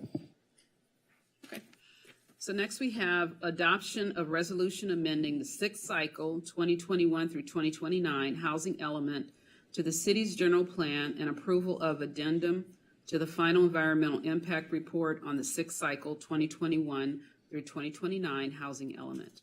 And Mayor, I believe that after the staff presentation, I believe we have a member of the public who wants to speak on this item. Teresa Marasco signed up. Yes, so we will, and we said that people could be heard at the time of the item. So why don't we have the staff Yes. report and hear her? Or do you want to hear her now? Okay. Staff presentation. Okay. Good evening, Mayor and Council.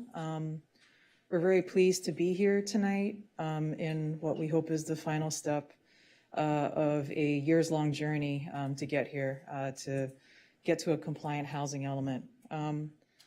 So really what this is tonight is we thought it would be helpful to have kind of a refresher actually on the housing element. It's been, almost 4 months since the council last saw this. And what has happened since June, the last time that you saw this, and authorized staff to transmit the revised red line draft to HCD, is that HCD actually found that draft in compliance with state law. So that's great news in the sense that the document that was submitted to them, the HCD did not require any changes. And so for the city to get into compliance, the action that needs to happen is the council should adopt it, and then we need to submit it to HCD for their written certification. It's important that what you're looking at tonight, the document, is exactly the same document that you saw in June and authorized staff to transmit to HCD. The only difference, and it is in red line to the September 22 red lines that are posted with the agenda, are that the implementation dates for the housing element programs have changed. This is to align with some changes in state law that kind of happened pretty rapidly, subsequent to our submittal to HCD. And I'll just note those here for you, that the maximum implementation dates in some of the housing element programs have been changed from those specific dates. We kind of had different dates for different programs. Most of them now have this statement, 1 year or 3 years from October 15th, 2021, which is the statutory deadline as applicable per Government Code Section 65583.4. And I'll get a little bit into detail of what that means in a moment. The red line before you also includes the Planning Commission's recommendation. The Planning Commission reviewed this at their last meeting, at their September 22nd meeting, and they recommended moving up some of the maximum implementation dates for programs 1F, 1J, 2C, and 2D. And you can see that those are primarily the rezoning programs, the amendments to the Affordable Housing Production Program, the city's inclusionary program, and then the density bonus program. So instead of 3 years, the Planning Commission recommended moving the outside implementation date up to 2 years. So it's important to note these implementation dates provide the maximum date by which the city has to implement that program. It doesn't mean that we would necessarily wait, till all that time for the implementation of that program.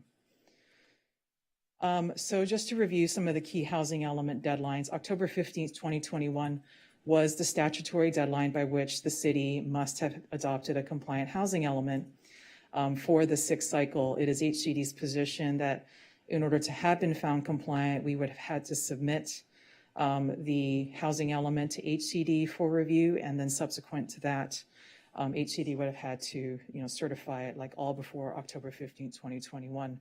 For a variety of reasons, it was a very different cycle, and we missed that deadline. We also missed a subsequent deadline of February 12th, 2022, which was the extra 120 days. And in prior law, what that meant is that if you adopted a compliant housing element by that date, then you avoided updating your housing element every 4 years. There was a bill, AB 1328, that took effect in January of this year that actually changed that provision to require that if you missed that February 12th, 2022 deadline, then you had to rezone for your RHNA by October 15th, which is 4 days from now. So pretty much every city in SCAG was in that position. So what happened in June of this year, the governor signed a bit of a relief bill, essentially providing cities the opportunity to get back that time to complete the rezoning, but you had to meet certain conditions. So your statutory deadline for the sixth cycle had to be in the 21 calendar year. That's us. We had to have failed to adopt by the 120 days. Again, that's us. We didn't adopt by February 12th, 22. And then the final step is that the city has to adopt the sixth cycle housing element, and HCD finds the element to be in compliance with housing element law by October 15th. So again, if council votes to adopt tonight, we basically would have 4 days, to email it to HCD and get a letter back. And they are working with cities. They've told us to, who are trying to meet this deadline. So what happens, if we do not adopt tonight? What does it mean to be out of compliance? So some of those immediate short-term consequences we are already seeing is that the city is obligated to approve what are colloquially called builder's remedy projects. And some information was provided to the council about that with respect to some of these projects that have already been submitted. So this is not theoretical. This is very real, and it's happening. And what that means is these are projects that, as long as they include a 20% on-site affordable to lower income households or 100% moderate, we must approve those projects, even if those projects exceed zoning or loose maximums. There are very, very limited instances in which the city has discretion to deny those sorts of projects. Any conditions imposed on those projects cannot render them infeasible. In addition to that, as you've heard before, the city continues to be ineligible for funding for some affordable housing programs. And so, if we continue to be out of compliance, that October 15th, 22 deadline for rezoning still remains in effect. And we would not be able to get into compliance until the rezoning is completed. And what that means is that the door continues to remain open for all of these short-term consequences to continue until that rezoning is completed. In the long run, long-term consequences, these are sort of more in the annual reporting of the housing element. There is Senate Bill SB 35, and that is an annual determination made by HCD that is based on the actual building permits issued relative to your prorated RHNA, and it basically offers a streamlined process for certain kinds of projects if your above moderate RHNA or your lower income RHNA are not met. And you can see, that it requires a ministerial process. There's sort of more to it. There's a lot of other preconditions that have to be met under SB 35, but Santa Monica in the fifth cycle, so in prior years, we were actually compliant, so we have not been subject to SB 35 since that law went into effect, which is unusual. We're only one of a handful of cities in California that have been not subject to SB 35, but going forward, if we're not issuing sort of, building permits for housing in accordance with our prorated RHNA, this is something that will also be available to applicants. And then, of course, if the city is out of compliance, sort of continues to be out of compliance, the state can also seek judicial relief and impose penalties and fines in order to encourage the city to get into compliance. With this revised housing element, final housing element, we did prepare an addendum to the Certified Environmental Impact Report that the Council certified back in October of 2021. That addendum was necessary because HCD's February comment letter required the city to study approximately 2,000 more additional units to accommodate the RHNA. Just a reminder, the reason we had to study more units is because two reasons. One is that we had projects that were on our SSI that were previously in sort of the future bucket. And in the time period that it took for HCD to review, they became pending projects. So we lost affordable housing capacity in our SSI. And then secondly, in HCD's comments, they required us to take essentially a 15% across the board haircut in our housing capacity because of, we had to account for the fact that some sites might be 100% commercial, had the possibility to be 100% commercial. So based on historical trends, we were required to apply that discount across the board. So in essence, what happened is we had to increase the overall capacity of the number of housing units that we were studying in order to make up the affordable units, because that's the part that you have to continue to show capacity for. The EIR has been prepared in compliance with CEQA to disclose impacts of all of those additional units. It is attached to the report, and it is one of the recommendations tonight that the council review and adopt that EIR addendum. So next steps, this is where we at tonight is October 11th at the City Council. And as I indicated, we would then, if council votes to adopt the housing element, we would turn around and submit that to HCD almost immediately to request their written certification of this final housing element.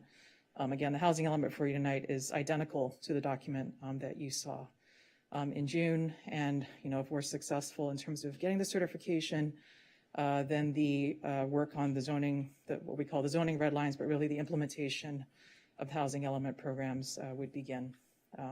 through the end of the year and early next year. At this moment, you're going to hear from the housing team in terms of walking through the refresher on housing production and affordable housing production, firmly furthering for housing and housing stability. We thought it would be helpful for the council just to have a review of all of the housing element programs and an opportunity to ask those questions. So with that, I'm going to turn it over to Ross.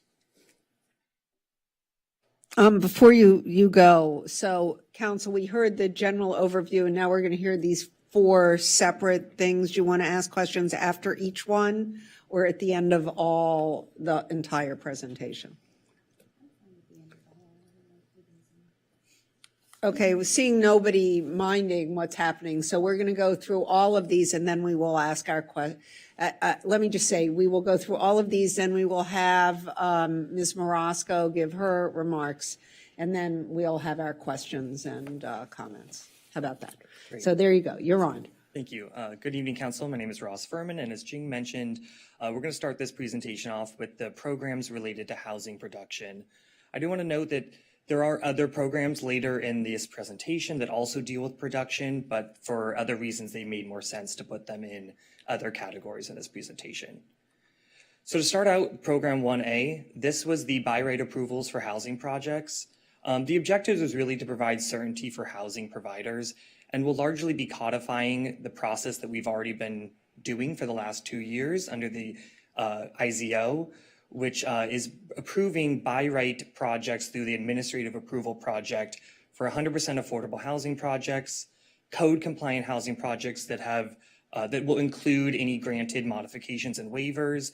So these are projects not within the downtown and any downtown project that does not exceed Tier 2 standards. It also will include any housing project that was on the 5th cycle housing elements suitable sites inventory that provides at least 20% on-site affordable units. This program will also provide written procedures on how we would implement SB 35 and would continue to facilitate the consolidation of sites through an administrative lot tie agreements. Program 1B is pertaining to the streamline of design review and the creation of objective design standards. This would be increasing the staff level approval for smaller housing projects. These housing projects are typically the ones we would see in our multi-unit residential zone districts, so the R2, 3, and 4 that largely are between 3 and 6 units.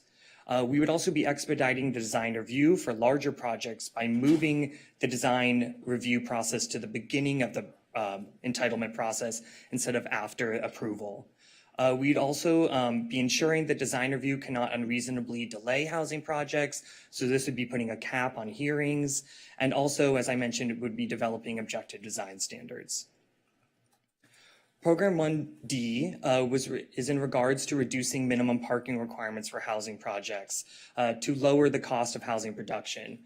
Originally, this program was just going to reduce minimum parking requirements by applying parking lay overlay 1 rates to all housing projects.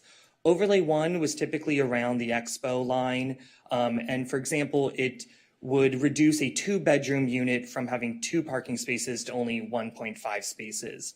But we did want to note through recent passing of AB 2097, jurisdictions are now not able to require minimum parking requirements for any residential or commercial project if it's within 1/2 mile or major transit stop. So to provide consistency with this state law, this program will be expanded upon to eliminate the requirement for minimum parking within that 1/2 mile of transit. Program 1E is to revise the design standards in the Bergamot Area Plan to provide greater clarity in the regulatory environment to incentivize housing production in the Bergamot area. So this will largely be to modify the design guidelines in the Bergamot Area Plan. And we'll look at such standards as building modulation, ground floor uses, open space, and live, work, artist, and commercial living situations. This program is already somewhat underway through a grant that we received to review the Bergamot Area Plan's development standards, and also we'll be using that to help us create more citywide objective design standards through that grant as well.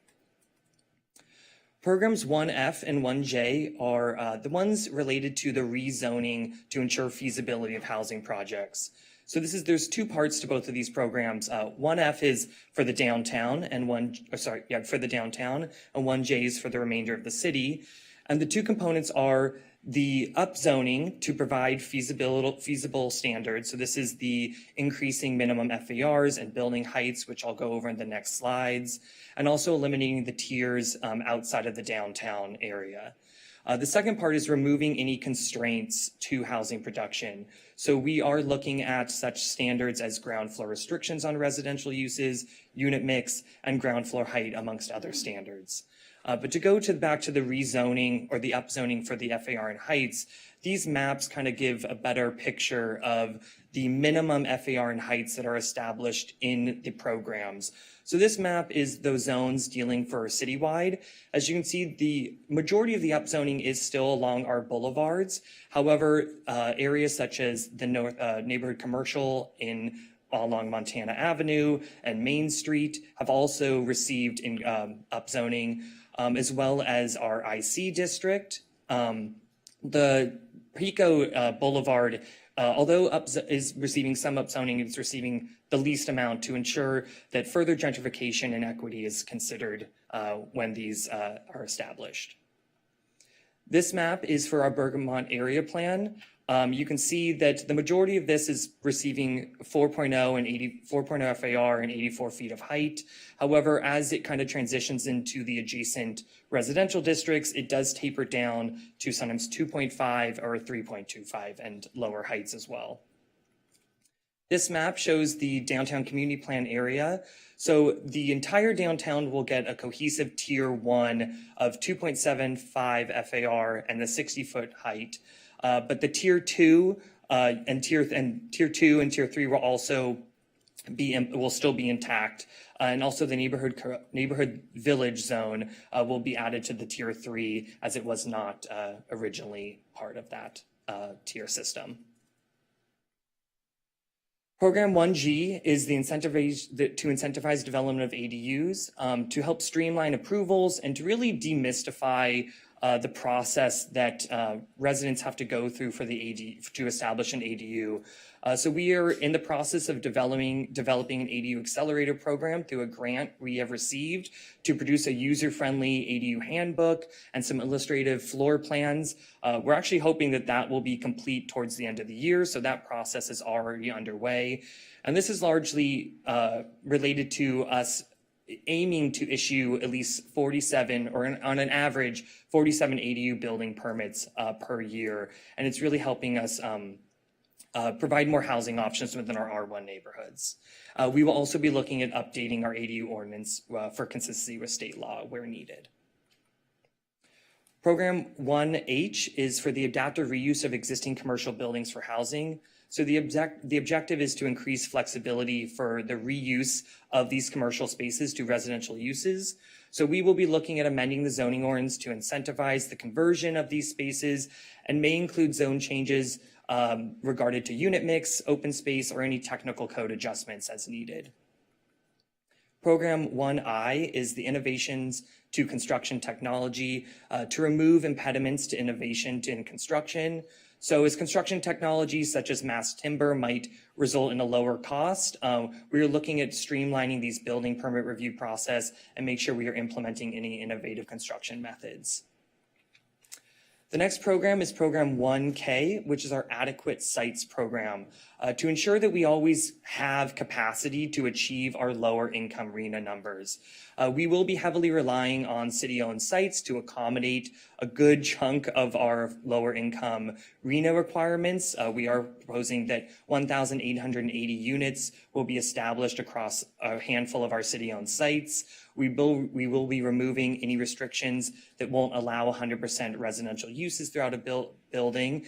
And also this is largely to make sure that as we see development, that we are complying with the no net loss requirement, and is really why we have the buffer we have in our suitable sites inventory. So as development happens, if it is lower than we projected, we don't have to keep adding sites to our suitable sites inventory. So that is one of the reasons we have the buffer that we do. And lastly, for this part of the presentation is Program 2D, which is the update of the state density bonus ordinance for consistency with state law. We will be largely making sure that it is very clear what the projects are entitled for the density bonus percentage increase based on their affordable housing provided on site. We will be creating a buy right menu for incentives and concessions. It doesn't mean that, so this menu will be a list where the applicant doesn't necessarily have to provide the necessary paperwork to receive these concessions. It doesn't mean that they can't ask for things off this list. It's just a way to streamline a couple of those concessions and incentives that we feel like are most popular. And also note that we will be establishing, pursuant to new state law, how we'll be calculating density, as in our multi-unit and commercial districts. We control density through FAR, and there's now a new way how to convert that FAR to units. So we'll be making that more clear as well. And with that, I'm going to pass it over to Carrie to talk about the affordable housing production programs. Good evening, thank you. So for the second section, as Ross mentioned, I'll go over the programs that are related to the production of affordable housing. So the first one up is Program 2A, which is the creation of a new moderate income affordable housing overlay. So this new overlay will provide 100% moderate income projects in select areas as shown on this map. A handful of incentives that are largely already provided for low income projects under SB 1763. So this includes an extra 3 stories or 33 feet, a density bonus of 50%, a handful of incentives and concessions to development standards, and no minimum parking requirement. And as you see, the targeted area includes a downtown, the Bergamot area plan, and then also a half mile from the 17th Street Expo station.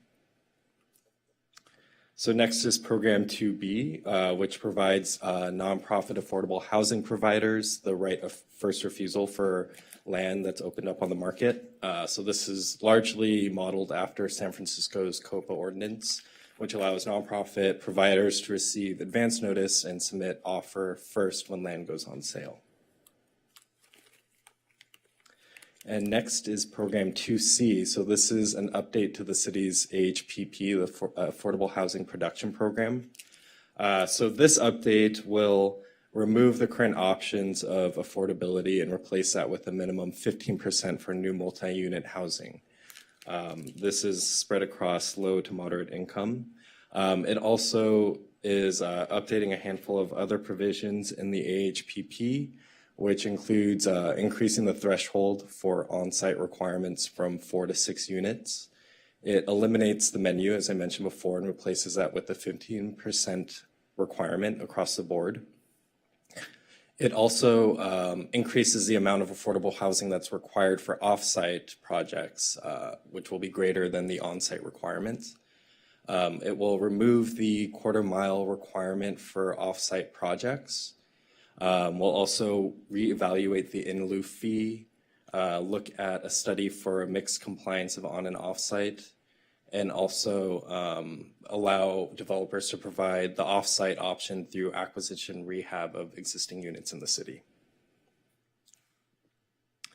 So next are programs 2E and 2F. So 2E is a commitment of city-owned sites for the development of affordable housing, and the other program is a continuation of an existing program that provides technical and financial assistance for affordable housing producers. So you can see that there are approximately 1,880 affordable housing units that are assigned to these 5 city-owned sites. The first RFP is already out for parking structure 3, with the next plan for 2023 for the Wilshire parking lots.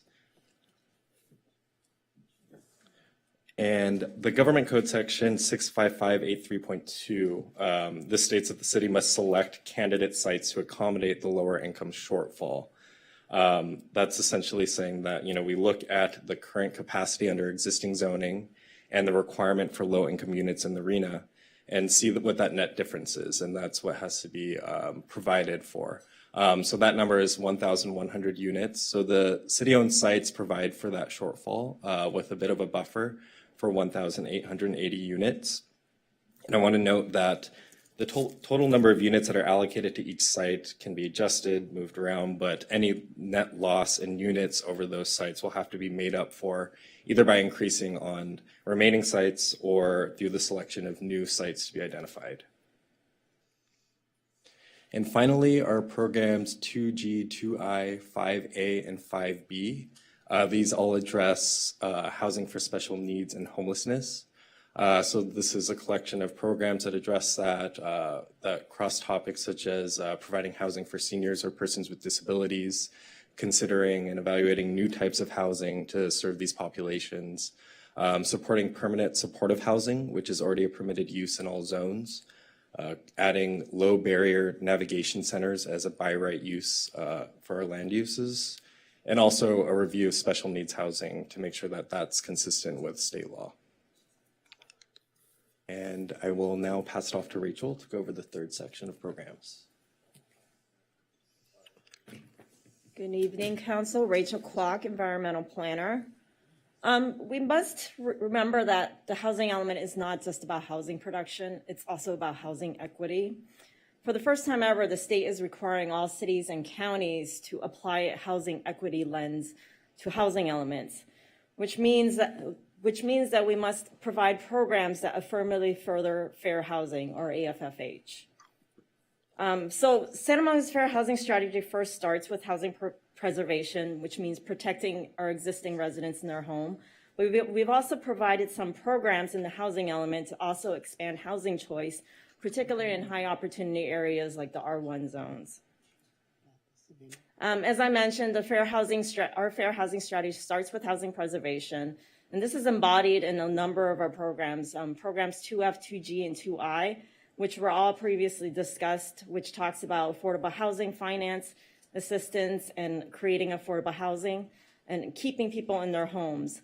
In addition, there's a number of programs under goals 3, 6, and 7, which talk about our fair housing outreach and enforcement programs that the city's attorney office, Fair Housing Division currently provides and implements, as well as all of the anti-displacement measures that the city already does. And so we'll be continuing all of those programs within the housing element. In addition, we've proposed some additional programs to expand housing choice, and I'll go over all of these. But first, let's talk about the housing preservation and the reason why we are not upzoning our residential zones, our R2, R3, R4s. As you can see here, 98% of all of our rent control units are in these residential zones. This is the reason why we didn't want to upzone, because we want to make sure that all of these rent control units are protected. So moving on to expanding housing choice, Program 4A is consistent and aligned with the state's intent of AB 2011, which is expanding housing in all areas of the city. So this means adding housing as a permitted use where it's currently prohibited. This includes the office campus areas near the airport, as well as a one that's near it's not shown in this map here, but there's one also near the Bergamot area, as well as adding it to the conservation creative sector in the Bergamot area, as well as in industrial conservation zones. So pretty much all housing will be allowed in all areas of the city. In addition, Program 4A provides for upzoning in areas that traditionally we haven't seen housing occur because the FARs were too low or the heights were too low. And this includes areas such as Main Street on Montana and Ocean Park, where housing hasn't occurred before because of the development standards. And so Program 4A would upzone these areas to encourage housing across the city. Program 1C also incentivizes housing in the high opportunity areas of the residential zones, particularly on surface parking lots. So this program allows us to incentivize housing in the residential zones without displacing existing tenants. That means restoring the underlying maximum allowable density, removing those density caps of 5 or 6 units that you traditionally see in these zones, and allowing the flexibility for parking to be placed somewhere else, or allowing some flexibility for lot consolidation as well as street access. Similarly, Program 4B would incentivize housing on surface parking lots that are associated with community assembly uses. These sites are scattered throughout the city, with a number of them in residential neighborhoods, particularly R2, R3, R1. And so under this program, community assemblies would be encouraged and incentivized to develop affordable housing, so long as no more than 50% of that project are market rate. They would be given an additional height of 33 feet, as well as no limits to density, and they would not have to provide parking in accordance with state law. Program 4C relates to encouraging ADUs, particularly in high opportunity areas such as the R1, as we talked about. Under our existing ADU ordinance, you're currently allowed 1 ADU plus 1 JADU, or junior accessory dwelling unit. With Program 4C, we would expand that and allow 1 additional ADU, so long as that additional ADU is deed restricted as a rental unit. This program helps achieve AFFH by providing more affordable housing opportunities within the high opportunity or R1 zones. Program 4E, relatedly, also encourages new housing choice in R1 zones. This expands upon Senate Bill 9, which was discussed last year by the council, and this is consistent with council direction, which is to strongly encourage ADUs in larger parcels of 10,000 square feet or more by allowing 1 ADU in addition to that SB 9 unit that is allowed under state law. And so this program would provide an additional opportunity to expand housing choice. Program 4D, the council knows it well. This is the right to return pilot, and this program would just basically continue the program. This program was initiated first in July 2021, and it would continue the program, which prioritizes displaced households that were displaced back in the 1950s and 60s due to construction of the Civic Center and the freeway and other projects related to urban renewal. Program 4F is related to the ADU incentivizing program that Ross had spoken about earlier. And this is really to address HCD's comments that we need to show that we are providing housing choice in these high opportunity R1 zones. And so this program targets for at least 47 building permits per year throughout the 6th cycle housing element. And next, I'm going to pass this on to Steve, who will talk about housing stability.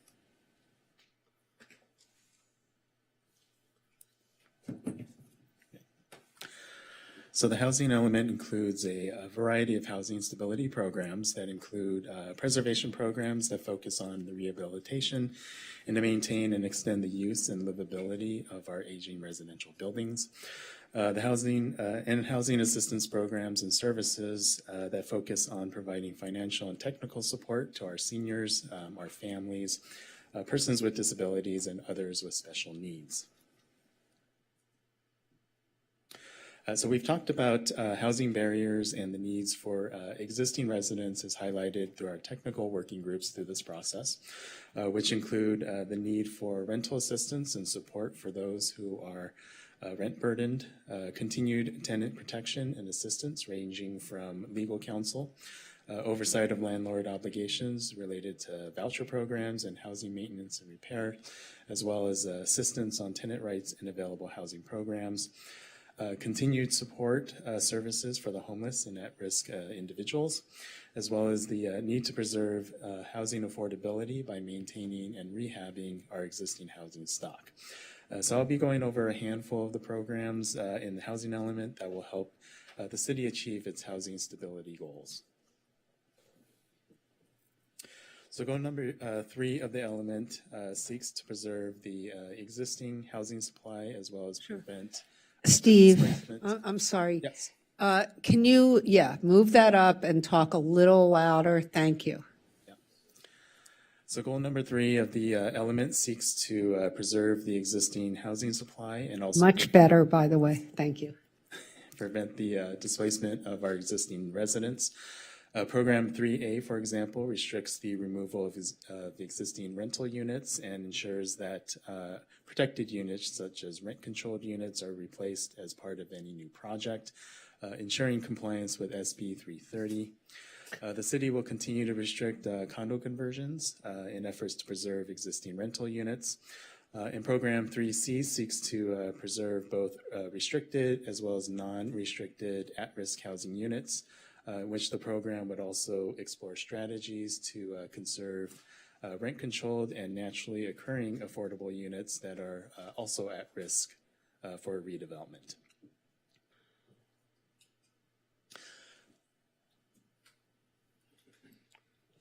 Tenant and landlord support and outreach. So programs 3B and 3H would provide additional education and outreach to tenants and landlords on the legal requirements of Section 8 and similar state and federal housing voucher programs.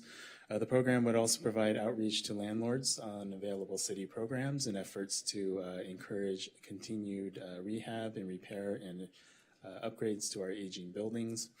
The city's low-income residential repair program will be maintained, and Program 3I will continue the Right to Counsel program that provides legal assistance for low-income residents facing eviction. Reducing homelessness, the city will continue to invest in housing and supportive services to prevent and address the impacts of homelessness as provided in Program 5A. As Carrie had mentioned, Program 5B requires by right low barrier navigation centers in non-residential zones.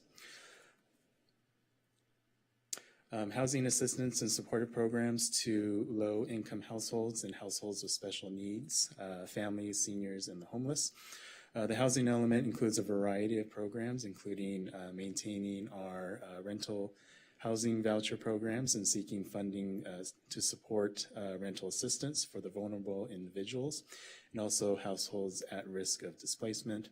And this is consistent with city practice of always monitoring the availability of funding sources on an ongoing basis.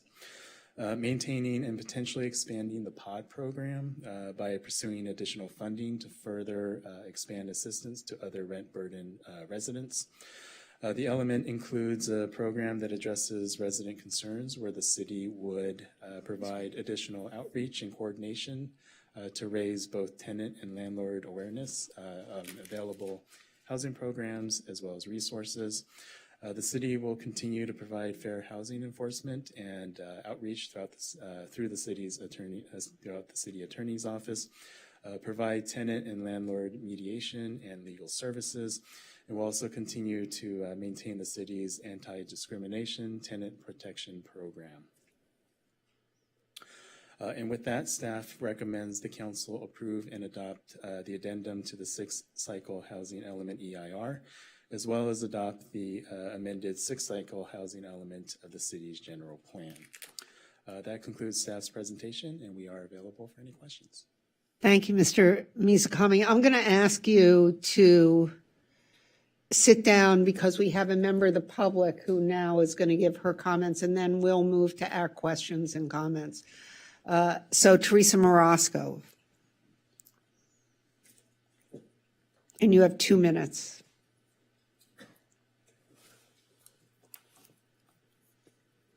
Actually, I'm here on behalf of the Housing Commission, so I think I get at least 4 minutes, right? Okay, great. And hopefully I can just finish this 2-page letter that I'm going to read into the record. Can you hear me? Okay, this is regarding the housing element 11A, adoption of resolution amending the sixth cycle 2021-29 housing element to the city's general plan and approval of addendum to the final environmental impact report for the sixth cycle 2021-2029 housing element. Dear Mayor Himmerich, Mayor Pro Tempore McCowan, and City Council members. The Housing Commission recently became aware that the housing element is still in the revision process and has been since approximately February 8th of 2022, when HCD rejected the sixth cycle 2021-29 housing element.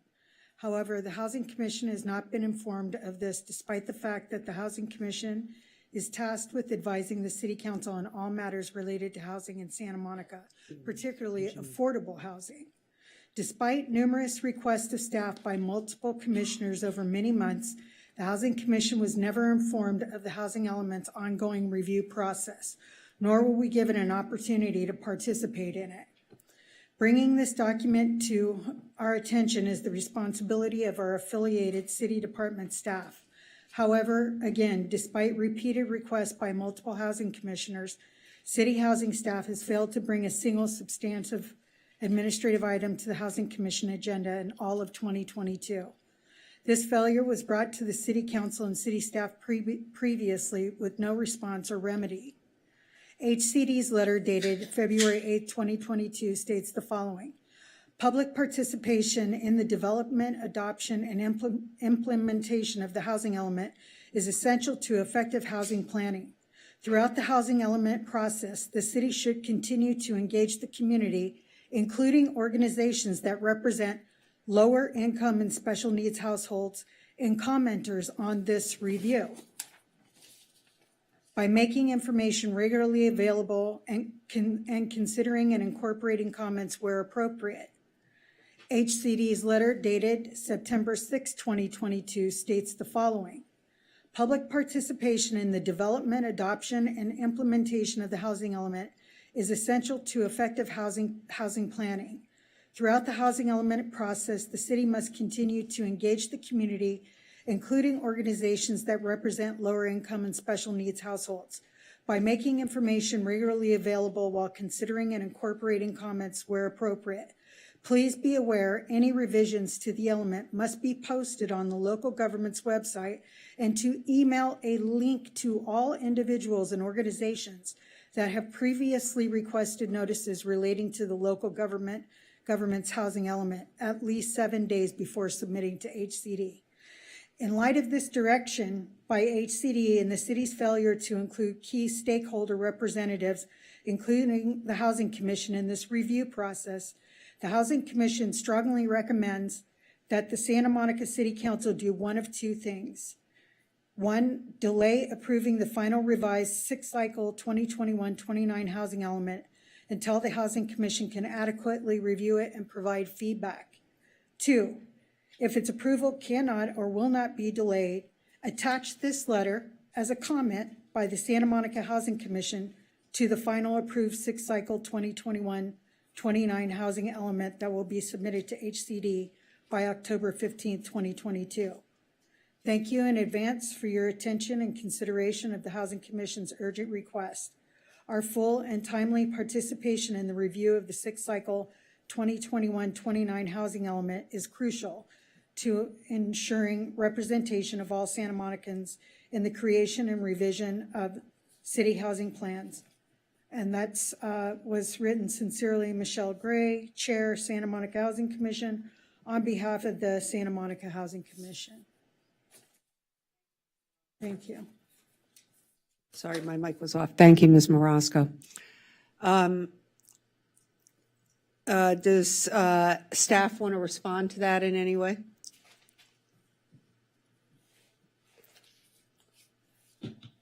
Certainly happy to talk about the housing element outreach process. So we actually initiated this process more or less in kind of 2020, late 2019, early 2020. It really launched kind of in the summer of 2020 with the website. So, we had a community-wide webinar, and then we created kind of like two technical working groups, one being focused on housing production and one on stability. And we invited all members of the community, and anybody was welcome to join. It wasn't a targeted list by any means. It was broadcast pretty broadly to housing providers, to social services agencies, to any number of agencies, and we worked with staff in the city to help us broadcast that. And I think we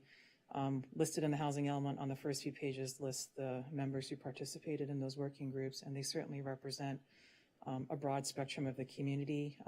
With the pandemic being what it was, we did the outreach as best we could to reach as many people as possible through those working groups, through surveys, and tried to we established a website to communicate as much as possible what was happening on the housing element through email and what have you. With respect to the Housing Commission, we actually made 3 presentations to the Commission soliciting their input in 2021 at key milestones in the process. So in the early phases, in terms of development of the concepts of the housing element, and then before the draft was submitted to HCD in the summer of 21.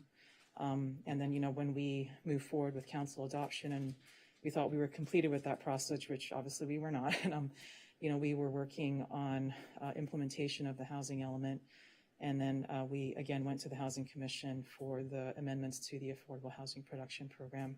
So it was sort of following, that soliciting input from policy through implementation. When the HCD letter was received in February, it was very much focused on technical compliance with housing element law, and a lot of the revisions, as the council saw in updates, they were highly technical in nature. I mean, it was a lot of, data revisions and wording choice and what have you, and we had a months-long consultation with HCD staff just to understand, what is it that you want, what is it that makes the mark, so there was really little community input that, was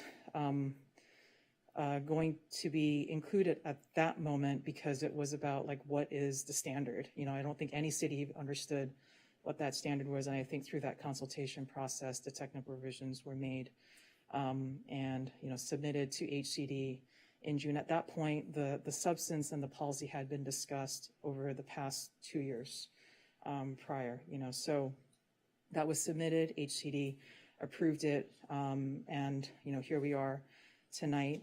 We do anticipate, like I said, we are beginning the review of the housing element programs implementation.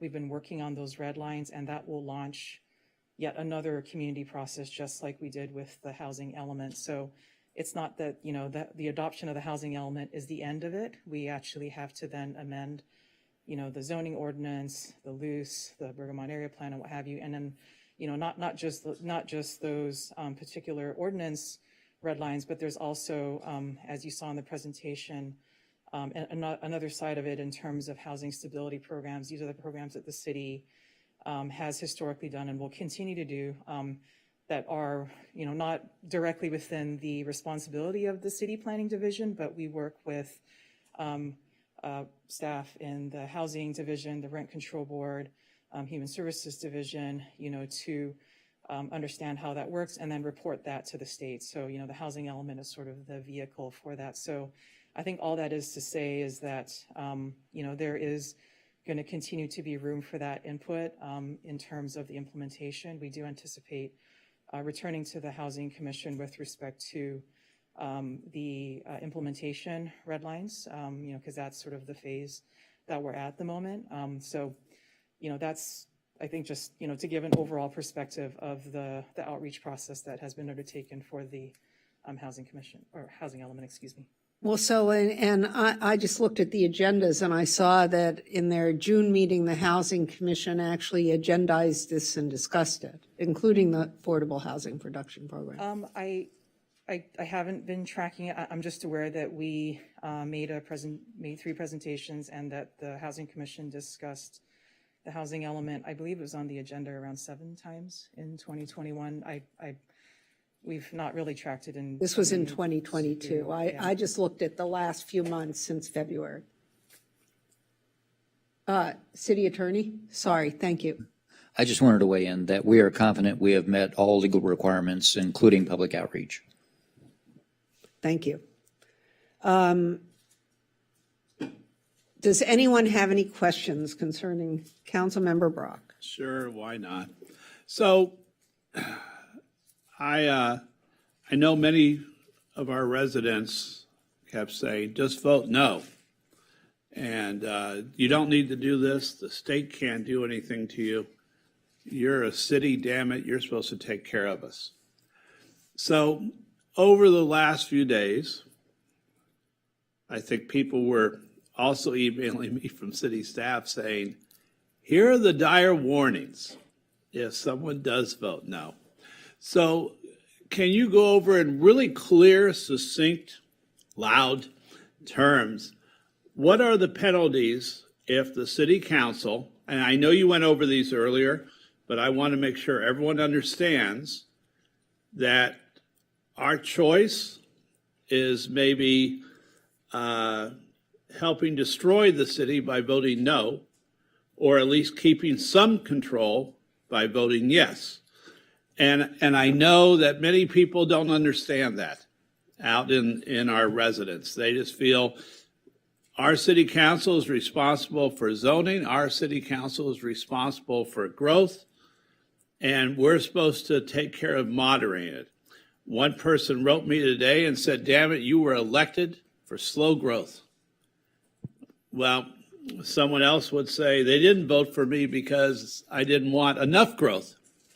So what I want to make sure that I understand and residents understand is, where are we? Tell us what would happen if this city council with 3 days left on the state deadline decided to protest by not voting yes. Certainly, and I'm happy to start, and the city attorney can augment this response as well. So you can see on the slide here the consequences that are already in effect because we have been out of compliance. Can you explain, I'm sorry to interrupt you, can you explain what is a builder's remedy project? Because I saw that term a lot this last week. What is it? Absolutely. So builder's remedy projects, and this is a kind of colloquial term, it's actually a section that lives in the Housing Accountability Act. And basically what it is the city is not allowed to disapprove a housing project that includes at least 20% units on site as affordable to lower income households or 100% moderate income units. And that project does not have to meet the zoning ordinance standards or the general plan land use designation. And this is a special allowance that is only in effect when a city is out of compliance on its housing element. And this is a state mandate or That is correct. a state hammer. That is correct, yeah. This is a stick, yeah, to put it mildly. And I saw, I think we received a memo, which I'm not allowed, I don't know if we're allowed to talk about. Yes, no? Too late now. Well, I haven't mentioned. There was a memo from the city manager. I don't remember, there was something about the amount of units that. Well, yeah, the summary is that, yes, we could see 2,000 unit projects going through without the council having the ability to weigh in. And that's the bottom line. And planning commission, city council, and staff would not be able to slow or stop those projects. Now, I think I saw one that was a pretty tall building as well. 15-story buildings, yes. How many stories? You can see 15-story buildings, yes. And those have been submitted as, if we don't adopt this, so developers are praying that we say no so that they have a chance to build this. I'm not sure, Gleam, I'm not sure I'm right, so that's what I'm asking. Ask you a question, Gleam. You're going to have to let him ask his question, and then you. Well, I mean, but I think I can clarify because he sounds a little confused. So we actually have builder's remedy projects already submitted. Last count I heard was 12. And it's my understanding that HCD has sent a letter to one of the attorneys for one of those builder's remedy projects saying that once preliminary approval is filed, and that's the first step, it's the $400 fee and back of a napkin, this is what our buildings, even if we adopt a compliant housing element tonight, and even if HCD certifies it, those 12 projects or however many are in the hopper will still be able to go forward as builder's remedy projects. So we're already, to put it lightly, 12 projects in the hole. So that's the That we can't do 4,000 anything. some odd units. No. They're not that many. But my point is that every day we delay this, it gives someone an opportunity to lob in a preliminary application.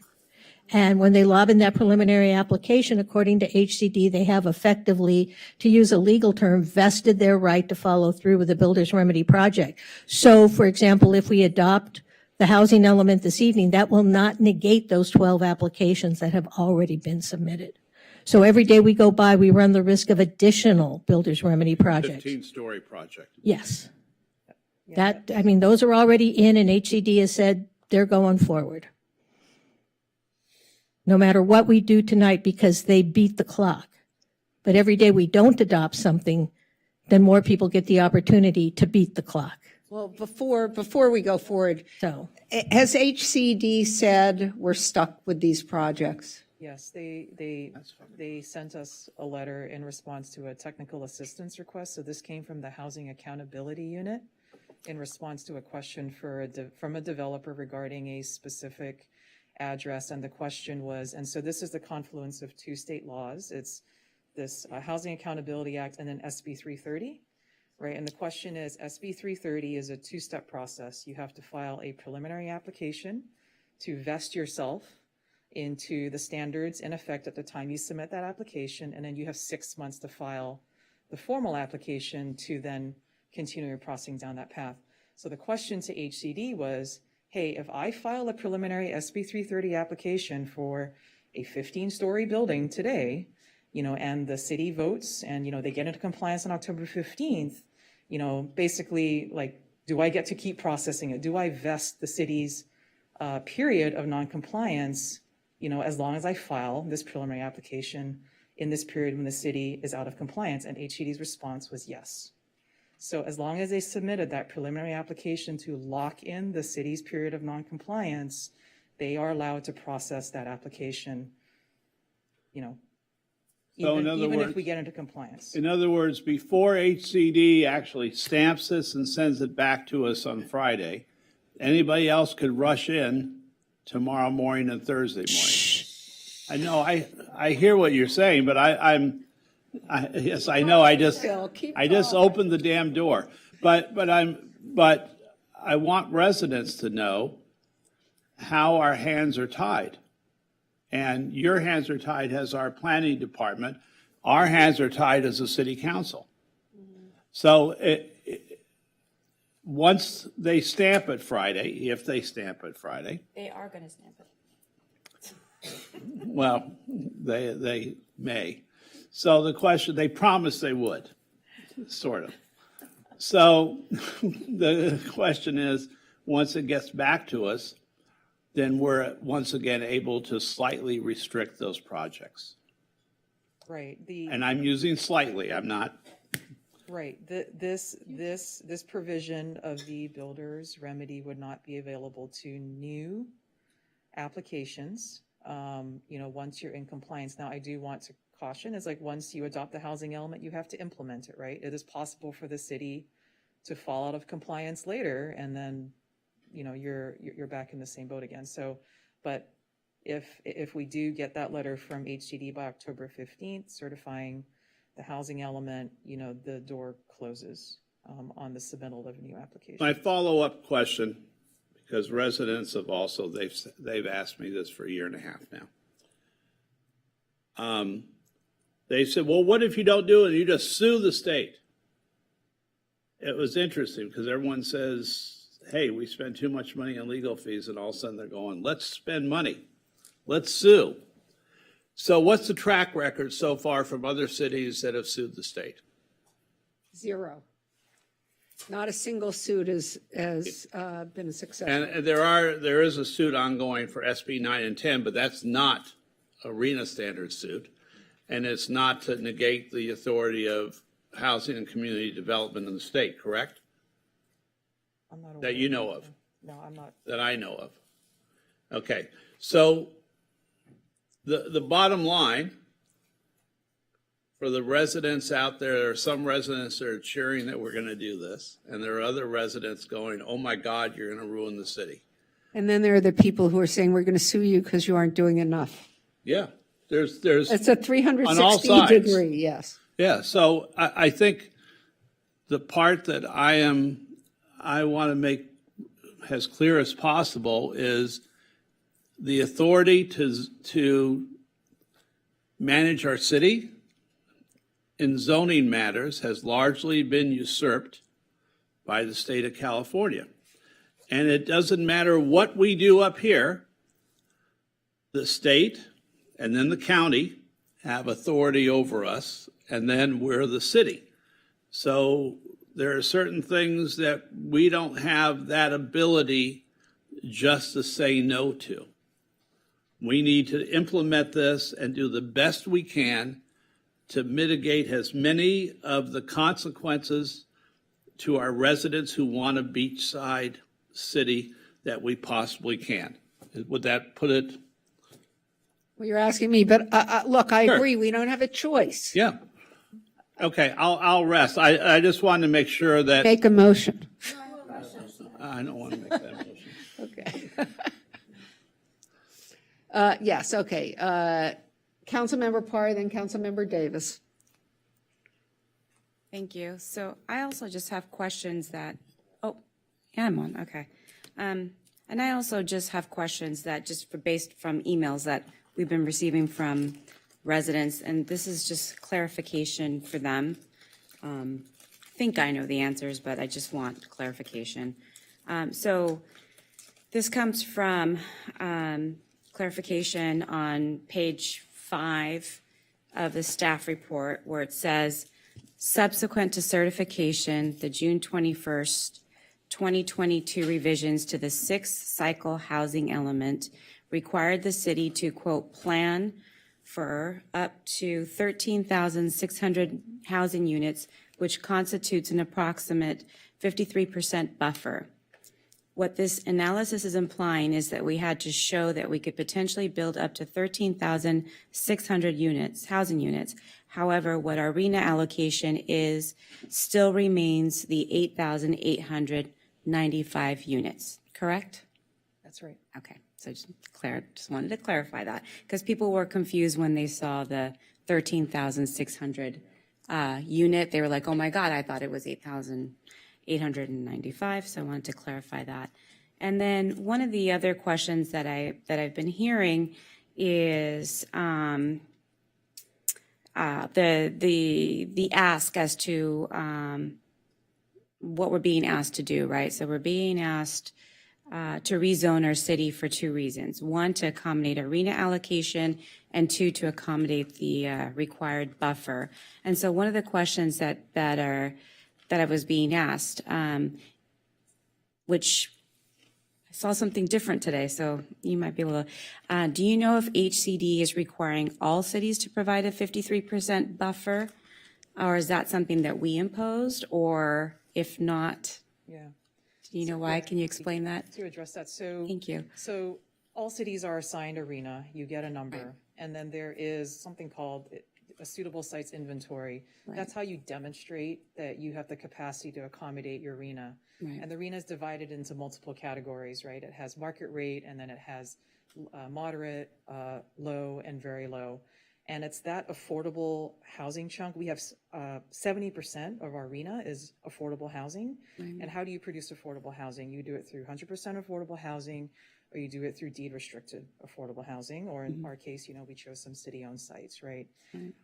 What you have to demonstrate throughout the entire cycle at every minute in time is that the city has the capacity to accommodate all the income levels of your RHNA.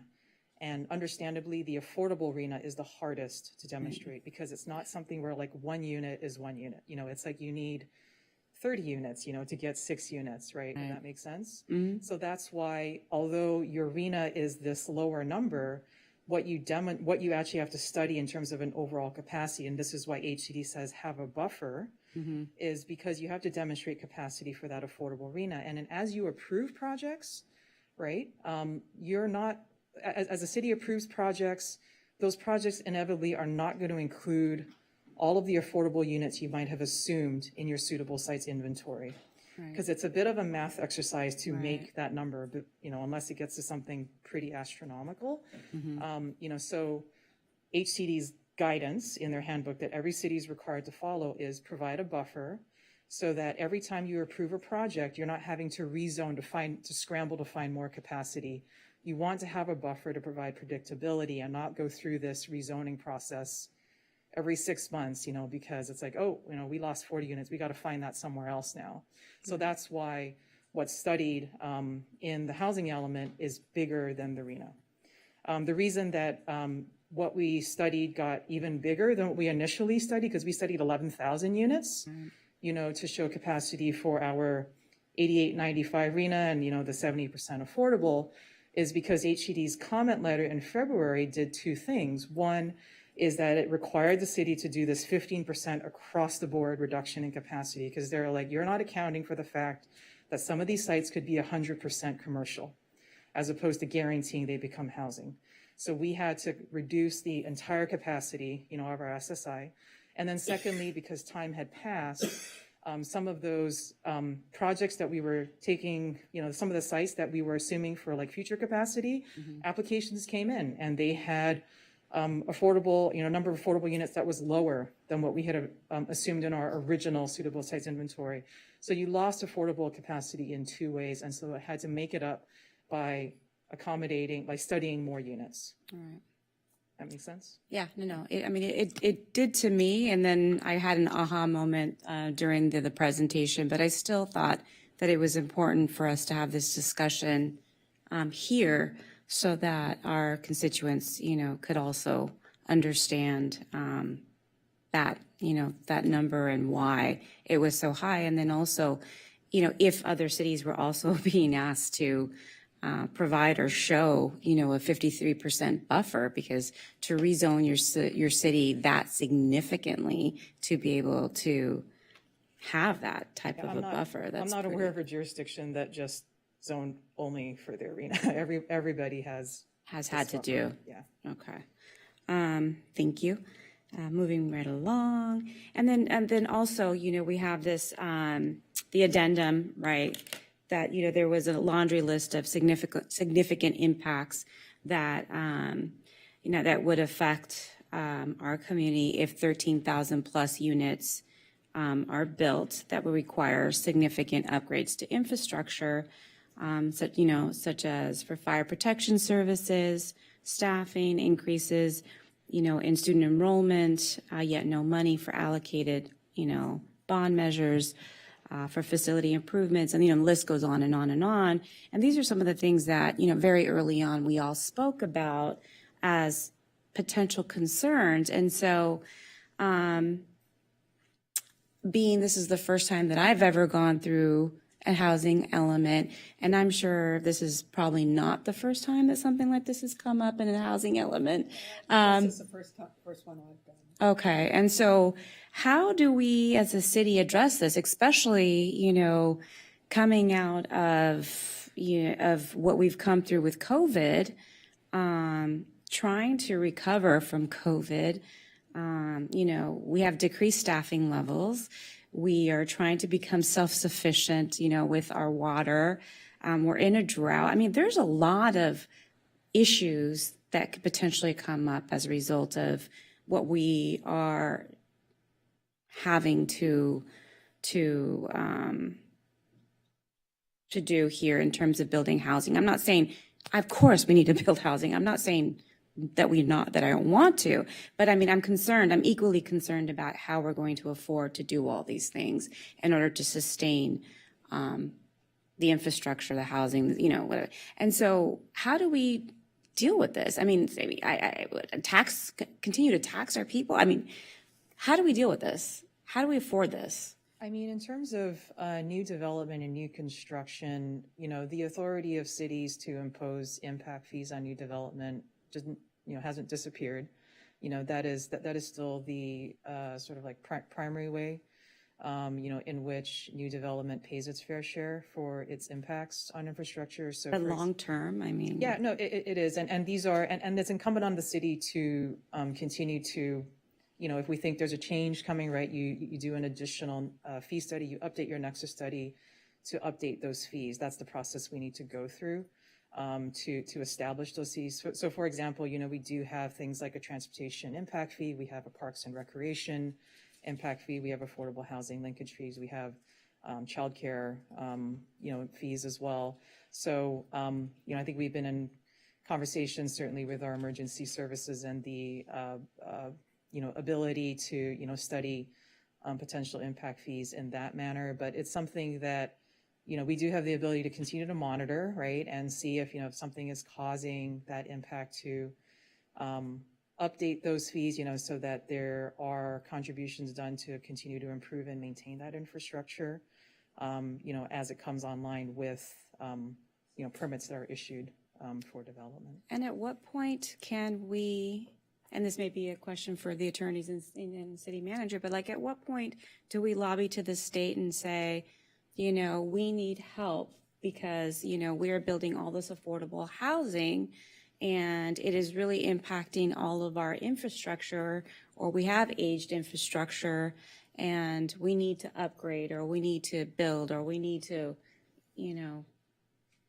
So I think the state does recognize that, and there is a number of grants actually coming forward for that specific purpose. A supportive infrastructure grant that is going to be distributed by SCAG in the upcoming future. And they do recognize that all of this housing does have an impact on infrastructure, which is why they are, pursuing or allowing these grants to go forward. And so we do expect some grants to come forward and, that we would definitely apply for. But, continued lobbying to the state, for more grant money would be great. But that is something that we, I think the state does recognize, which is why there is that grant money coming. and would that be you, our housing, our planning is lobbying? Is it our, is it our certainly- lobbyist? Is it, because this is new. I'm very curious, and I'm sorry if, it seems kind of ignorant, but this is a new process, and I really am trying to understand the process and wrap my head around how this is all going to work. Because obviously, there's a lot of concern about how this is going to happen and move forward. And it's 9 years of a lot of change. Because if you think about 10,000 units, potentially 20,000 more people to Santa Monica, that's a lot. Right. We're in constant, and Jing could speak further, but we're in constant, conversations with our lobbyists. And, we also talk to our partner cities in the West Side region regularly too. So a lot of our comments and our concerns about, infrastructure supportive needs and, staffing, all of that does get conveyed. And so, they are aware that, we're also not in the same, we're also, there's a lot of other cities in the same boat as us. We're not the only ones. And so, that message is being relayed up to, at least our regional partners. Thank you, Rachel. And I think Councilmember, and I just wanted to say, again, as someone I'm an emergency manager, I think one of the ones that really, really hit me, I think the hardest too is the water. Someone who plans for emergencies, and, drought obviously is one of the emergencies that I do plan for.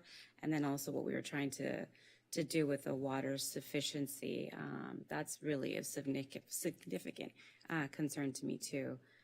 So yeah, thank you very much for all your answers. I'm done. Councilmember Negretti. Okay, just to dovetail off of what Christine said, I hope we're also looking at the environment and the impact to our environment as climate change and all the things that we predicted much farther out are creeping up much sooner. You mentioned the grants and lobbyists. We have a lobbyist that represents Santa Monica, and I'm assuming other cities. Our council has not ever put forth our feelings or met with the lobbyists, and I'm just wondering when that opportunity presents itself, and maybe that is not a question for you. Great question, and in fact, I'll be meeting with folks this week to talk about our strategy for bringing forward our federal and state lobbying platform post the election, so that we can get feedback and input from council on how that platform should be shaped. And we plan on bringing that forward for formal adoption early next year. Because I would imagine that platform being shaped is imperative and dictates. I know there's other cities being represented, but how we go forward into putting those grant programs together and what they address. We've asked this question before in terms of receiving credit, because a lot of residents, including myself, see all the buildings that are not even quite finished yet or sitting empty. So I have a couple questions on that. Just to clarify, we do not get credit for any units that have been built before this gets approved. So including the 12 units that we were discussing that are in the hopper, because we don't have an approved housing element, those would not count towards the 8,895. No, they do actually. They So- do. So all the building permits issued started counting since October of 2021. So in our annual, so we do what's called an annual progress report to the state every April, where we have to report on our progress in implementing the housing element, how many building permits we issued for housing. It's this huge, long thing, that we give to the state. But for this cycle, the cycle reaches back, and it's based on not just projects proposed, what actually counts as permits issued. So it does count reaching back to October 15, 2020. I hate to put you on the spot. Do you happen to know how many? I do. Somebody has it, right? We actually do know how many, yeah. Thank you. Sorry, what was your specific questions? How many are in the pipeline or how many are under construction? Permits issued. How many permits are issued that would actually count towards the 8,895 RENA numbers since October 2021, I guess? It is a total of about 1,000 currently under construction. 1,000? And do we know how many units are available, are that are vacant outside of those 1,000 units? Do you guys ever take that into account as planning? Probably not, right? So for the housing element, we did that research in terms of, you're asking about like vacancy rate, and it was less than. Was that during COVID? Or post or No, pre-COVID? The data that we pull is actually based on an average of 5 years. Okay. It's the 5-year ACS American Community Survey data, and it was about 4% was the vacancy rate citywide. Do you know, when did that, I'm just curious if it was pre-COVID, because as we saw, there It's was pre-COVID. a mass exodus during COVID. So I'm just curious if those numbers have changed quite a bit and would impact that number. We don't have that latest updated data because they are updated every year. And it should be coming, the new data. Oh, okay. So that, you said that should be coming any day? No, I mean, pretty soon. But I wouldn't imagine if you look at the trends, they generally have hovered around between 4 to 5%, just under 5%. Okay. When will we get the ability to set parameters and limits and minimums on sizes of units, from room sizes, bedroom sizes, so that we're really capturing families? When will the city be able to put those? So after the housing element is adopted, that's like the policy document, right? There's a whole second phase, yay, that is implementing these programs. So that's the amendments to the zoning code and the Bergamot Area Plan, Downtown Community Plan, like anything that is required to be amended to implement the housing element programs. That's when you could have that conversation. It's certainly been one that, prior councils have had with respect to unit type and size and what have you. But if you're interested in sort of that level of detail, that's kind of the next phase of this. But is that phase happening after we're approving projects? It is, well, it would be, we are actually starting that process with the Planning Commission tomorrow, actually. And, through the end of the year in early 23, we expect to be back to council in early 23, hopefully, with that. But it would not necessarily like reach back to projects that are in the pipeline. This would be sort of point forward. Right, I guess what I'm saying is until we set those parameters, those projects won't have those types of minimums. I mean, I will say what we have been seeing is because of the confluence of state laws, state density bonus law, applicants can simply concession their way out of a requirement that doesn't fit the project, they'd like to propose. So it is what it is, but if you want to have that conversation, that would be part of the implementation phase. Yeah, because that would be inclusive of livable, green, open space, right? Yeah. For families to raise their. But if I may, Jean, just to clarify, if post the certification of the housing element, if a project comes in to be subject to our current zoning code. That's right. And As it exists. any changes that are made to implementation would occur afterwards. So what we currently have in our zoning code is what would apply to projects that come in post-certification. That's right. Okay. And there's no state requirements that supersede that. Yeah, no, there isn't. Like, it doesn't just sort of put it in effect. Now, There is a provision in at least state density bonus law where it says like there's a inconsistency between, your zoning and your general plan, the greater will prevail. I'll look to the city attorney's office on it. I think that because we have the standards in the housing element, those would prevail, even though it's not in the zoning code. The land use element, so whatever's in the land use element would prevail over the zoning. Doesn't get as micro as to what I was just referring to. Yeah. And then my last question is, would conversion of office space count towards these RHNA numbers as new? Like if we were to convert, if someone was to convert, As long as it's a new unit, it would count. What doesn't count currently is the rehabilitation, of like if you were to convert an existing housing unit to affordable. Unfortunately, the city does not get credit for that. There have been some proposals to try and make that the case, but I don't believe those have. acquisition rehab is what doesn't, but if it was a vacant If it's a vacant, like Building. adaptive reuse of a commercial building to housing, yes, that would count. or adaptive reuse of an empty housing, like if there's a unit that's been empty, that doesn't count? Yeah, it But if no doesn't. one's living there, why wouldn't that count? Because it's already existing in It the was state housing, it size. just is. It's not inhabited. Occupied housing. Okay, I think that's all my questions. Thank you for letting me go first. Thank you. Councilmember Davis. Great, thanks. And I'll phrase everything in the form of a question, although they might sound like comments. So actually, just to address something that recently came up, it's my understanding that HCD's been very clear that if there were a conflict, for example, between our loose and our zoning, that the loose would govern. The general plan governs over the zoning code. And that's important, isn't it? Because after we adopted the loose in 2010, in 2015, we adopted a zoning code that downzoned significant portions of the city below the loose standards, right?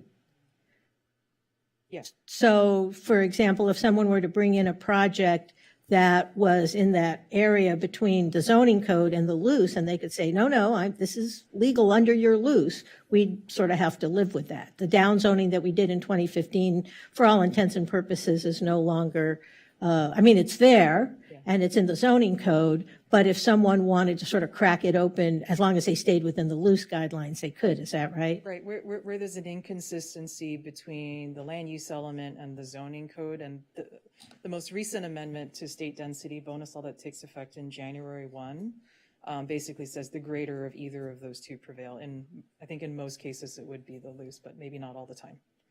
Yeah, and I want to address a couple of issues that my colleagues raised. One, for example, talking about, well, how do we build infrastructure that accommodates all of this new building, housing, number of people? And obviously, one of the things you mentioned was impact fees. So when someone builds a new project, we, as a community, impose pretty significant impact fees on them. In fact, that's one of the things I hear about from people all the time. Geez, your impact fees are big, right? Right, we do. We impose impact fees. But one of the other things that happens is if you have more people moving into town, they do things like shop in your stores, eat in your restaurants. So more people can also generate more tax revenue to accommodate things like increased fire, life safety issues. If you need increases in your fire department, police, or whatever, you actually have increased revenues that can pay for those things that increase with the population. Is that right? Yeah, from a global perspective, one might view it in that way. Yeah. And then the other issue was, well, how is this consistent with climate change? And I think that there have been a lot of studies, certainly up at the Turner Center in Berkeley and others, that actually building a lot of infill housing is one of the greatest things we can do to actually negate the effects of climate change. Because instead of having people living in Palmdale or Chino, or even as distant as, say, Arcadia or Montebello or something, and then driving to their job, because we are a job center, if we build more housing, people will be able, in theory, to live closer to their jobs. And it's not necessarily in Santa Monica, but on a more regional level, and so they'll be driving less, and that actually has a positive impact on greenhouse gas emissions and things like that. So if we're serious about climate change, building more housing is one of the best things we can do to negate the impact of climate change, right? Yeah, absolutely, and it's why the RHNA allocation for coastal job centers, when SCAG was doing the allocation, it's why the RHNA was higher for cities like Santa Monica, because it was sort of that overall regional strategy, to put jobs closer to transit, closer to housing, creating sort of more efficient development patterns. Yeah, and then someone raised a question about vacancy rates, and we said it was 4 to 5%. That's not unusually high. I mean, it's a little bit. So, for example, in the economic arena, when you talk about employment, you say 3 to 4% unemployment is effectively full employment, because there are always people transitioning between jobs and things like that. And the same is true in the housing market. There are always people, I'm moving out of Santa Monica because I got a job somewhere else, and the unit is open for a month or two while they look for a new tenant. So 4 to 5%, that's not extraordinarily high or concerning, is it? No, that's pretty typical for the kind of average, that we see historically. So just a few more questions, and some of them are going to center on affirmatively furthering fair housing, as you can imagine, because that's near and dear to my heart. But before I get to those, you said, when do you think we're going to see the upzoning we're making a lot of promises in this housing element to upzone significant portions of the city. And you said it's going to Planning Commission. When do you think the council's going to see that? We are targeting, I think with everybody's permission, I guess it would be something like February 23, we hope. We'll see. Well, the reason I ask is because one of the things that we're required to do under the housing element is provide periodic reports. And so if we delay the upzoning that will generate the more housing, we sort of start to dig ourselves a hole in terms of that reporting requirement, because, at the end of the first year, we won't have built a lot of housing because we're still working on the zoning, that sort of thing. So I just want to make sure that you guys are smarter than I am about this, but cognizant of the fact that we need to not just adopt this housing element, but upzone the city in accordance with the promises made in the housing element. Otherwise, we could, in those annual reports where we're saying, geez, we didn't build the housing we promised we were going to build, be found out of compliance and begin to risk some of those penalties that are currently being broadcast up on the board, right? That's correct, and it's why we're starting, the work now, and, we understand there'll be a community process. I think to be clear, to the extent there's so many kind of changes in state law that continue to come down the pike, and it's hard for any city to keep up, but for something, like density bonus, for example, I believe you received a public comment about that. Even if the city doesn't have an ordinance necessarily that's up to date, we are absolutely implementing state law, right? We're in no way out of compliance with state law. If there's a new state law that says this is in effect on this date, even if we don't have an implementing ordinance, we are still very much, working and, processing projects in compliance with those state laws. Great. And actually that answer was a perfect segue into a few of my other questions. So in 4A, where we talk about we're going to use previously commercial industrial lands for building housing, won't that be facilitated by the the governor's recent signature of AB 2011, which effectively streamlines the process for building housing on formerly commercial and industrial lands? Yeah, it's a very dense bill that we're still kind of absorbing, but from what I've seen and sort of just the highlights, that certainly could be an avenue for an applicant to choose. My understanding, it's kind of an opt-in, sort of bill that someone could avail themselves of that process. But, what we've tried to do, I think Santa Monica is a little different than most cities. Some cities just prohibit housing in their commercial zones. We have never done that. Housing's been a permitted use, pretty much in most places around the city. So we're providing even just the local process absent that staple, but certainly someone could avail themselves of that. Great. And we're obviously cognizant of it. We'll see how it goes. And I know there are a lot of requirements. You have to pay a prevailing wage and other things in 2011. But it certainly is another method that a developer could use to build more housing on current commercial or industrial. And we'll just see if people avail themselves of that. 4F, which is building more ADUs to affirmatively further fair housing. And it's no surprise to you that that's, in my mind, not sufficient. But one of the metrics that we set up was 47 units per year. And my question is, I have two questions following that. One is, when we set that metric, or as part of that metric, they have to be 47 units that are available for rent. And the reason I ask that is because I know here in Santa Monica, a lot of people are building ADUs, but they're not building them out to rent to people, particularly not on the open market. They're building them because they want an art studio, or they want to have a home office, particularly in this work from home environment, or a place for mom-in-law to live or whatever, which is all perfectly okay.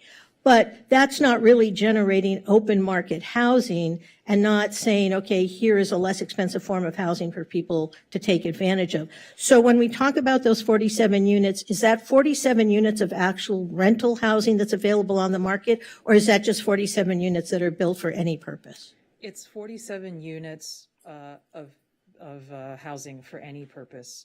So I think to just make sure there's not confusion, the program that incentivizes the second ADU on a site, that second ADU is required to be rented. Program 4F was a requirement from HCD. They said, we want to see a mid-cycle monitoring, report essentially. So, they said you need to establish a target. So we kind of looked back at our trends on like how many permits are we issuing a year for ADUs in R1, and that's the number that came up with a little bit of adjustment because there's some in the multi-unit, that we didn't want to count in that. So that 47 units is just like permits, building permits for housing units, regardless of whether they're rented or not. We often don't know what people are doing with these units. I think we actually tried to conduct a survey and reach out to permit holders. Didn't get a great response. But it is not restricted to just units that are rented. And is that something that as we go forward, we are going to continue to try and gather information on? Because it's great if we generate 47 permits for ADUs per year, but if only 2 of those actually are rental housing, I'm not satisfied that that's affirmatively furthering fair housing. And that's the purpose of the mid-cycle monitoring is like to see how this is going. It's like, okay, you issued it, what are they for?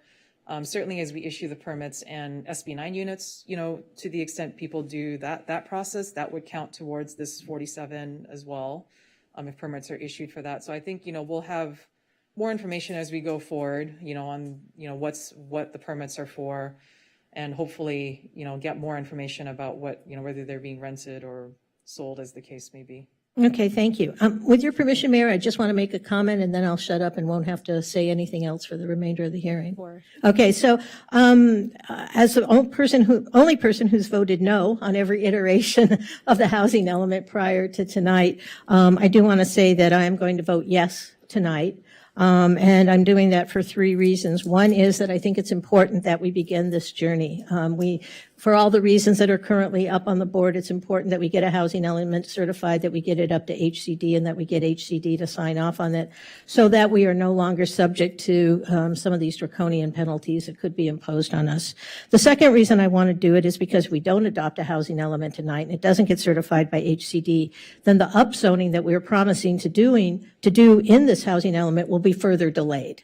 In other words, the process, we have to put one foot in front of the other. So if we're still struggling to get a compliant housing element, then you're going to be delayed in your ability to bring zoning changes, implementing. We have to have a housing element to implement before we can bring the implementing zoning changes. And I think that the fact of the matter is that every day that we delay in not doing the upzoning and every day we delay in not doing this building are delays that people who need homes near their jobs in this area are not getting those homes. And so we need to sort of move on to the next step.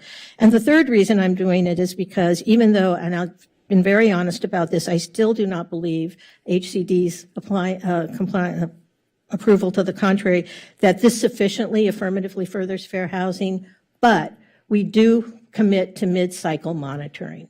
And I think it's really important that we all recognize that one of the most important things about this sort of shift in paradigms at HCD is that it's not just about building units for the sake of building units, but it's really to build an inclusive community where people who have been marginalized in the past are able to live in our most high resource zones, go to our best schools, partake of the advantages that happen to people living in high resource areas. But I also think that, again, if we don't get this process started, then we won't be able to see if what we're doing is adequate. I am keeping an open mind. I'm hoping that 47 ADUs will be enough to sort of crack that nut of R1 zoning plus the SB9 program. I'm not confident that it will, but I'd love to be proven wrong. But I think the only way we find out is if we adopt this housing element and move forward. So for those reasons, even though I have been the consistent no vote, and if there weren't these draconian penalties for not adopting this tonight, I might still consider voting no, because I am very concerned about the notion of affirmatively furthering fair housing. I'll be voting yes tonight. Thank you, Councilmember Davis. Do we have any other comments? Let's vote. I think we need a motion. Okay, I move let's the have a staff motion. recommendation. Moved by Davis, seconded by Parra. Let's take a roll call vote. Councilmember De La Torre. Yes. Oh, I'm sorry, let me set the vote, sorry.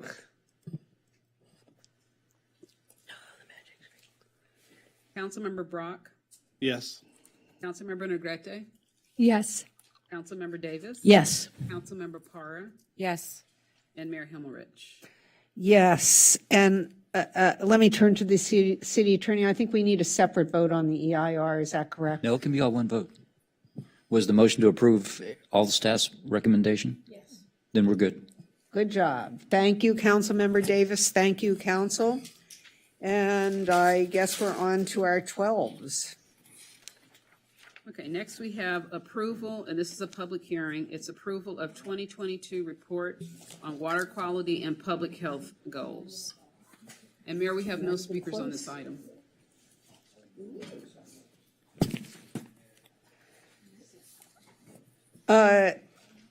Where's Sunny? Oh, there's Sunny. Okay, I'm sorry. Good, you'll introduce yourself. For once, Boy, you look like somebody, just like somebody I once worked with. I'm sorry, I had a double take. totally right. For once, Sonny doesn't get to speak tonight, so I'm so happy to replace him. Me too. All right. Well, Oh.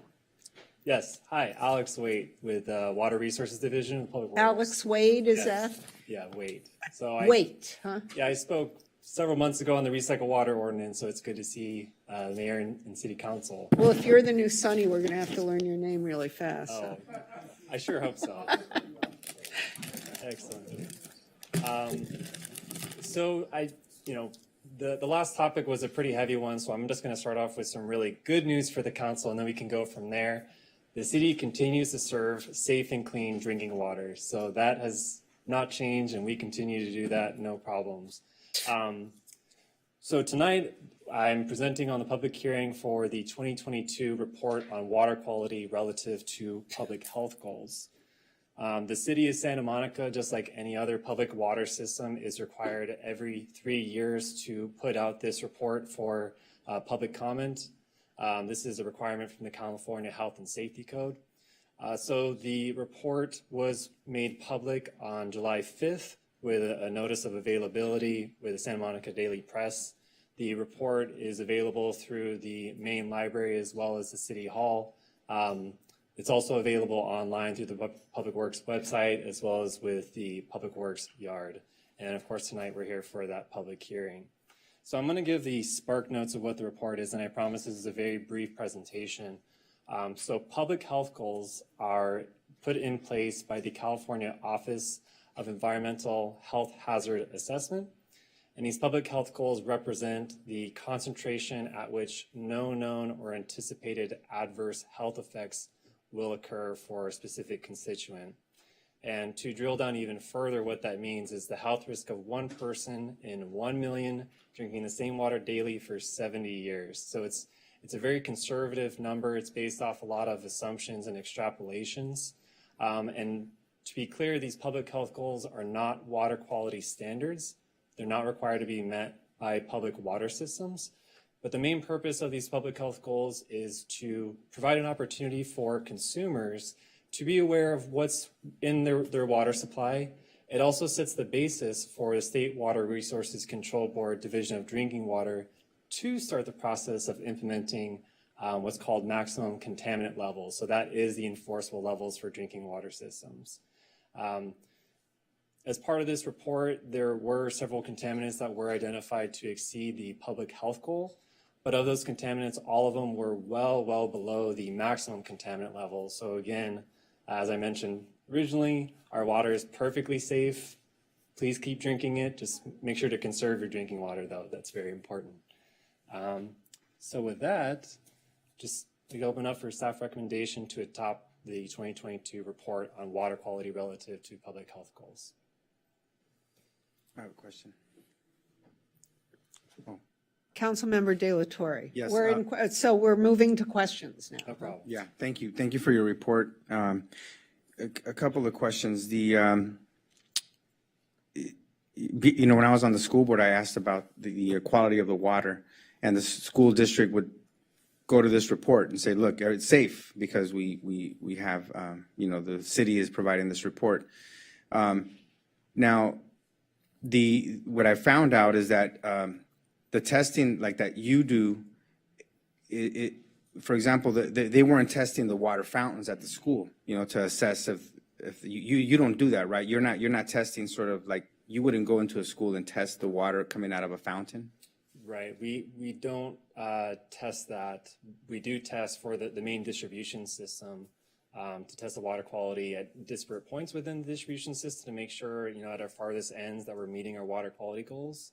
But inside the private property, no, that's not something we're sampling for. Because some of the contamination can come from lead in the, in the piping, let's say, of the site. So if you're testing the water here, but not testing it sort of at where it ends up, before it goes into, before someone consumes it.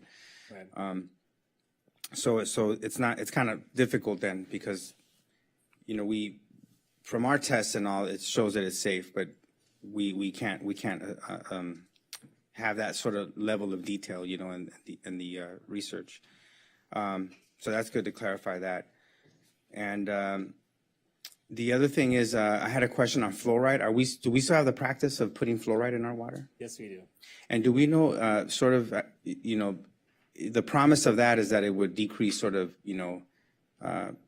cavities in children, let's say, right? It would improve, dental health for young people. Do we have any data that actually occurred, that's the positive impact that we were expecting? No, we don't have that data. I mean, that data comes from the Dental Association, including the merits of fluoride. So Yeah, because I just wanted to know sort of what the impact of that is, because I've read some articles where fluoride has some other impacts that are not all positive as well, but just wanted to understand how that is working out, and I'm not sure how we would figure that out. I know how we would. How? So we are a city that provides fluoride to all of our homes. So we could look at the cavity rate or whatever, right, in our city. I'm sure that that's something that's somewhere with the dental people. There are cities that ban fluoride in their water, and we would look at one of those cities and get the number and then figure out if it's working or not. I mean, wouldn't that be scientific? Sure. Yeah. You're a scientist, I'm not, so you tell me.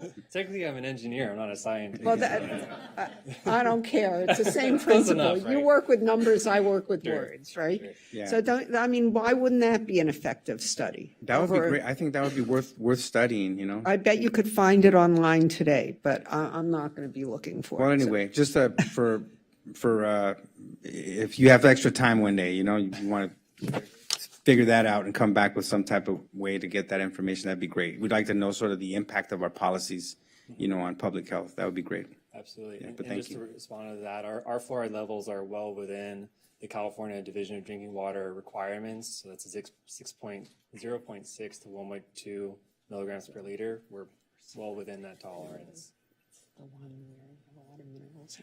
Any other questions? I do have a question. So I've been following all of the uproar in Illinois over the lead pipes, right? And in Michigan, I guess, right? It's going on in Illinois and Michigan, is that right? Or is it only Michigan? It is in Well, they had the Michigan. Flint, but they had the issue in Chicago. So, they've had these lead issues in places that are surprising, and it's because of the big pipes, right? I mean, so, it's not water fountains. These are the pipes that were installed 50 years ago, and apparently the plumbing industry required that it be lead pipes. That's what I read about Chicago. Is that right? At the time it was required. Now, the city of Santa Monica has no lead service lines at all. None of our That was major my pipes question. are lead. In fact, we are, just checking my notes, make sure I get the wording correct, but we actually are deemed by the state an optimal system for corrosion control for lead and copper. Well, that's So, great news. Yeah. And it was really depressing to read about Chicago. Okay, I don't have any more questions. Does anyone have any other questions or comments? Good. To So adopt this? moved by Negretti, Yeah. Oh. seconded by De La Torre. Okay, good. Let's have a roll call vote.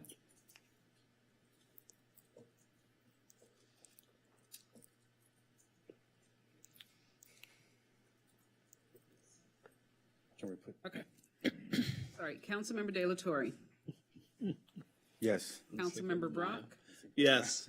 Councilmember Negrete, Yes. Councilmember Davis. Yes. Councilmember Para, Yes. and Mayor Helmerich. Yes, so that passes. Oscar, push your button, please. 6-0, that's okay. 6-0 with one absence, and now we're on to our 14 item. And the crowd is thinning considerably. So 14A is adoption of resolution. We're down to 2, sorry. Adoption of resolution declaring 3. surplus properties. Denise, do you have the presentation? There you go. Hold on, give me a second. Whenever the light goes on behind you, the screen lights up and then it gets lighter. But, yes. I told you my eyes are tripping. I'm telling you, you should be, no, you should get checked. Do you have the clicker over there? Yes, I do. I'm good. Thank you so much. So, good evening again. Jennifer Taylor from the Economic Development Team. Tonight, I'm here to present an item requesting adoption of a resolution declaring surplus properties. We're going to talk about HCD a little bit more tonight. So the California Surplus Land Act was enacted in 2020 pursuant to Assembly Bill 1486. It governs the sale or lease of city-owned properties with the goal of promoting and prioritizing development of affordable housing. And under the California Surplus Land Act, it requires local agencies to formally declare publicly owned properties that are no longer necessary for the local agency's use as either surplus or exempt surplus before initiating a lease or sale. And tonight I'm going to present 3 locations for consideration for this. We feel staff feels these are opportunities to leverage city-owned assets much more effectively in order to generate revenue for the city, providing some interim community serving uses, as well as supporting the city's economic recovery. The first location is the Santa Monica Civic Auditorium site, our iconic local landmark. The city's received interest in the Civic Auditorium from several prospective commercial operators. Operators interested in helping to repurpose the Civic and restore it to its glory in terms of an entertainment and sports venue. The Civic building itself officially closed in 2013, apart from some limited filming and also some community meetings. You all had some council meetings there before this space was renovated here. It's been shuttered since COVID due to lack of staffing and also funding. Funding is the most significant. The Civic requires a substantial amount of seismic upgrade of investments north of $50 million into the property. And currently there's not funding available for that. So we seek designation of the Civic Auditorium as surplus land in order to position the property for future opportunities. And by future opportunities, this is not a redevelopment site. This is not a site the city is interested in selling. We're interested in looking at opportunities for public-private partnerships to restore this building, bring it back to its full glory in terms of its original function as a leading cultural arts, entertainment, sports venue to host award shows, concerts, etc. Currently, under the Surplus Land Act, we're not even able to entertain any types of proposals until we go through this process. So this just continues to keep this building mothballed until we initiate the process. The second location is the 1636 Fifth Street, also known as Lot 29. It's a city-operated parking lot.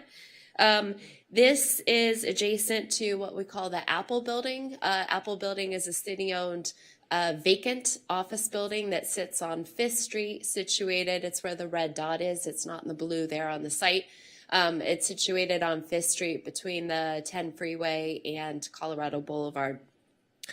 The parcels associated with both the Apple Building and this 1636 Fifth Street, which is parking lot 29, were acquired to implement the Exposition 4th Street Light Rail Terminus Station. As I mentioned, the Apple Building is currently vacant, and parking lot 29 adjacent to it does have an existing license agreement. It's a 10-year license agreement with EVgo for electric vehicle charging at a portion of the lot. That expires in 2031. However, there's a lot of the parking lot that is available, and we have had some interest for folks interested in using interim uses of the Apple Building, but they would require most likely additional parking, which this is adjacent. There are currently no immediate plans for a long-standing redevelopment project at these sites due to lack of funding. However, the city may wish to pursue short-term interim uses until a viable long-term redevelopment opportunity is available for both the Apple Building as well as this adjacent site. And I'll just say, last year the Apple Building was declared surplus, but we didn't declare the parking lot. So we're here to add the parking lot into this surplus land to basically allow for more opportunities, in this case, to help us as an interim to lease the Apple Building. And the last one is immediately behind this. It's the Expo Line parking lot, also acquired at the same time that the city purchased the Apple Building and the parking lot 29 as part of a land assemblage to facilitate the Expo Terminus Station. The city has retained this lot to facilitate future transit-oriented development opportunities, prioritizing affordable housing. As stated, there's no current immediate plans to redevelop any of these properties, but by declaring this surplus land, this allows for opportunities to pursue interim uses as opportunities arise. And by interim, I mean anything that is 5 years or longer. Currently. So, do you have any questions on the site?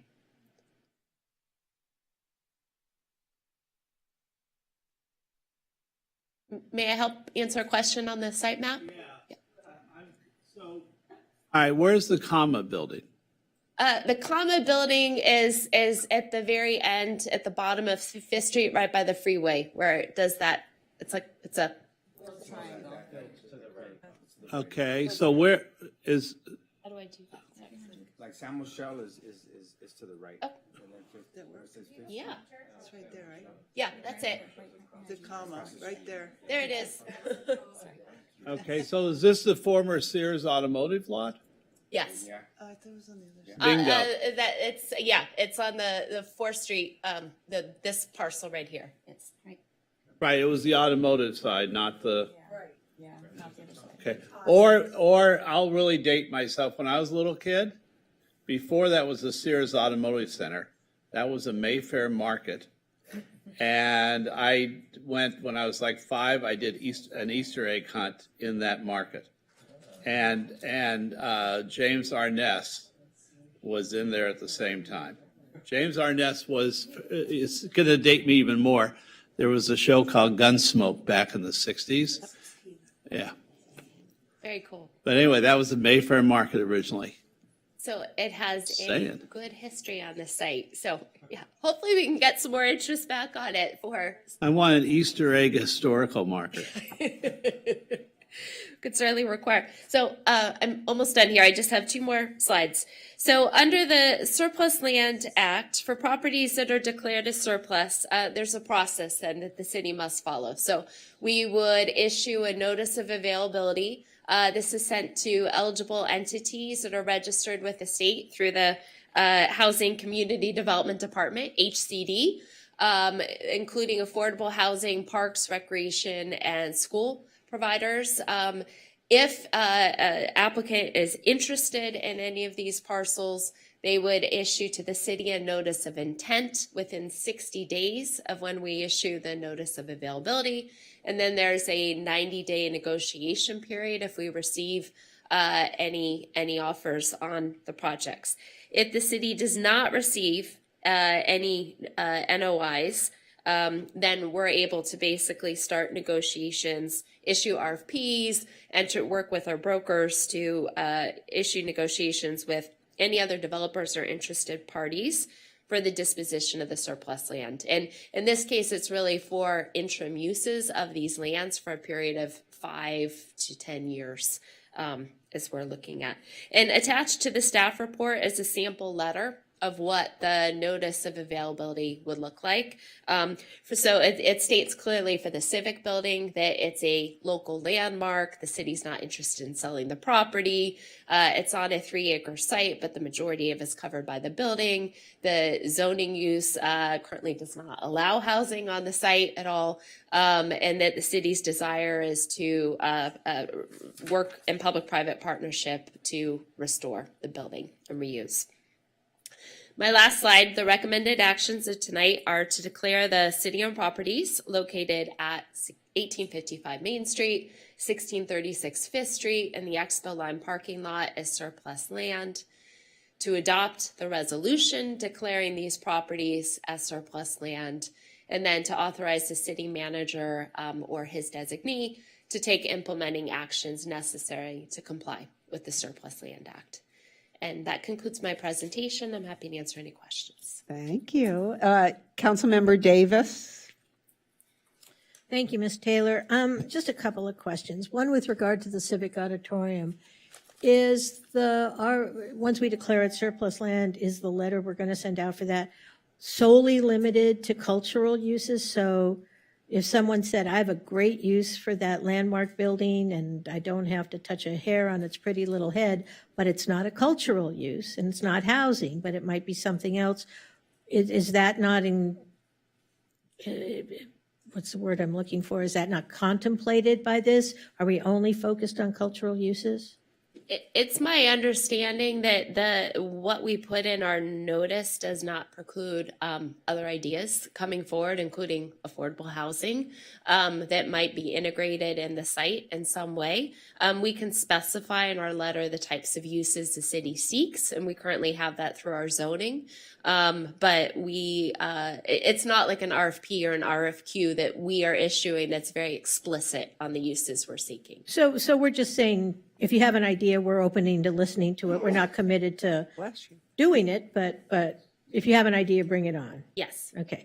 And then the other question I have is, because I've heard from this, and I know you've answered this a little bit, but some people have asked me, is this declaration of surplus property sort of a first step to selling off these properties? I know this is not the step of selling off the properties, but is this the first step towards, I mean, what if we don't get anybody who's interested in these properties and the Civic Center, because I cannot foresee a future where we're going to have the money to renovate the Civic. We did a working group on it. And even that working group was unable to really come up with a plan that would generate sufficient funds. We've tested in polling whether or not people would be willing to pay for a bond to renovate the Civic Center. And they said, love the Civic Center, hate the idea of a bond.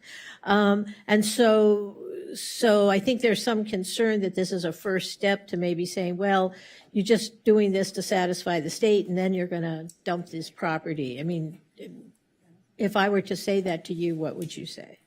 I would say this is a first step to disposition, and for us, disposition means leasing in terms of a long-term ground lease for a public-private partnership. And we absolutely have to do this to start considering any other options for the Civic for public-private partnerships.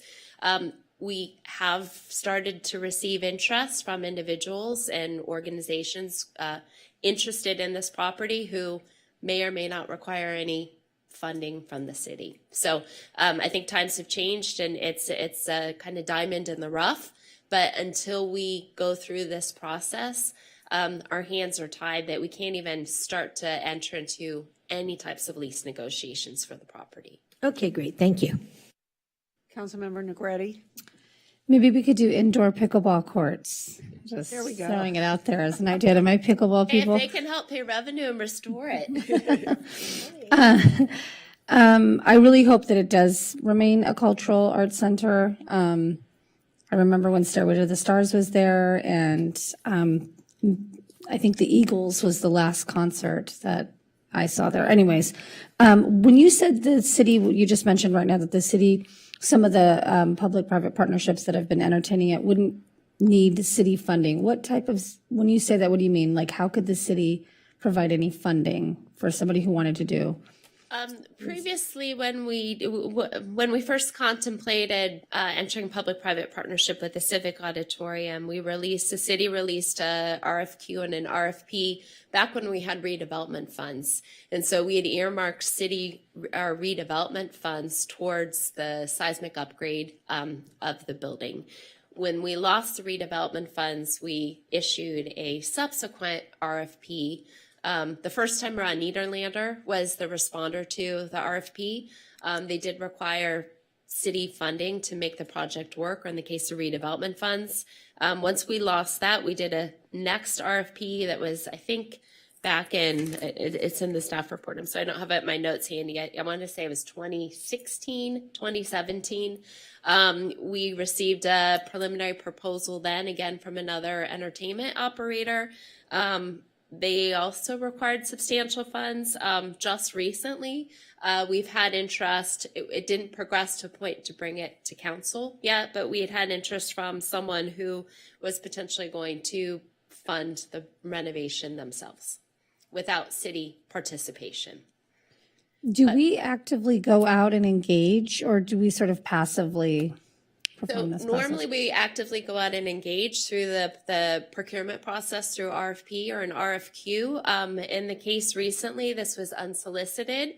It was a proposal that was brought forward to the city, but because the property hadn't been declared surplus, it needed to go through this noticing period. The offer got pulled, and it's going to another site. I don't know if there's any more I can say on it, but. And then the last thing was, you mentioned historical, that the building's been deemed a historical landmark. So it's a local landmark. So there's a number of elements within the building itself. There's the facade, there's the terrazzo floor in the foyer area. There's the stage that's in there, the rising floor stage. So there's a number of elements that are designated as local landmarks to help to preserve it. So when you said earlier about it could potentially be affordable housing, then how would that? I don't think we're envisioning it would be affordable housing, but the Surplus Land Act opens up the opportunity if someone wants to send us a proposal saying that To they build have an around idea for housing, for building around it, and maybe I'll let our city attorneys help to respond. Yeah, in theory, you're supposed to send to the housing providers that have listed themselves on the HCD website for notice, so we have to send it to them. And if they express interest, then we are required to negotiate with them for 90 days, but it does not mean that we have to sell for less than fair market value, so it still envisions a negotiation process. You said sell for less than, we're just talking about. In theory, theoretically, it's to offer the opportunity for a housing provider to come and redevelop the site for housing. And we did have extensive discussions with HCD because, of course, it made no sense since we were not offering to demolish the site, but we could not get through to HCD. We would have had to go through a negotiation process to actually lay out the specific terms, which of course we could not do. And so that's why we're in the situation that we're in. And just because we have to offer it for that purpose doesn't mean we'd have to accept any offer, even if there were one. I just want to make that clear because I think a lot of folks would like to see that be restored. And so building around it seems ridiculous, but it sounds like even if that, they would have to maintain that because it is a local landmark, right? That building would have to be maintained for its purposes as a cultural center. This is sort of confusing because it's like it has to be landmark, but it could be something else. Right. We did talk to HCD about the fact that we were not going to entertain any demolishing of any structures, but then there's I guess it's the east wing that's problematic. And even though it's a very small part of the building, they considered that as a redevelopment opportunity, and therefore we still had to go through the surplus land act noticing process for the whole property. And just to clarify, the East wing is being about where we have the community meetings, right? exactly. Yeah. So it's a one-story addition to the original Civic Auditorium. It's about 5,000 square feet. So it's got a little bit of land surrounding it, but hardly any. And I think when we also had contemplated a while back, like many years back, in terms of redevelopment opportunities that to pay for the Civic Auditorium, that was when there was all the surface parking lot there that could have helped to offset the costs. But there's not parking anymore there either. So Yeah. Okay, and then hopefully that parking opens near the soccer field. I don't know when that's going to happen, but it's very annoying to drop our kids off at soccer practice. Thanks. Questions, comments, anything? Somebody make a motion. I'm happy to hear it. I move the staff recommendations. Do we need three separate or can I just say? I'll second. Okay, good. I'll second. Let's take a roll call vote.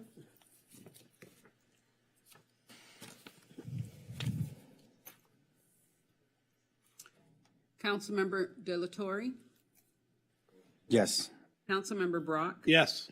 Councilmember Negrete, Yes. Councilmember Davis, Yes. Councilmember Parra, Yes. and Mayor Himmelrich. Yes, so once again, that passes 6-0 with one absence. Okay, item 16A has been continued, so now we're going to item 16B.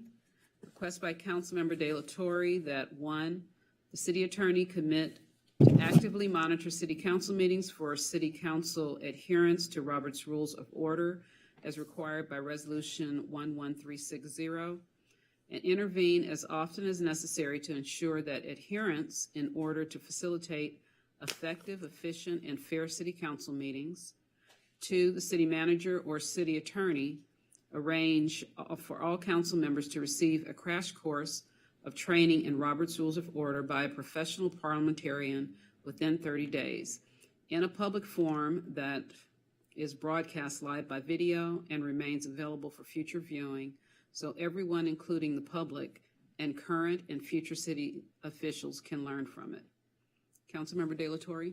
Yes, we just definitely want to make a modification to the timeline because, and you know, part of the spirit of what brought me to bring this forward is we want to make sure that there's a reminder to the incoming council members after the election, you know, in terms of the importance of following, you know, proper protocols around Robert's rules.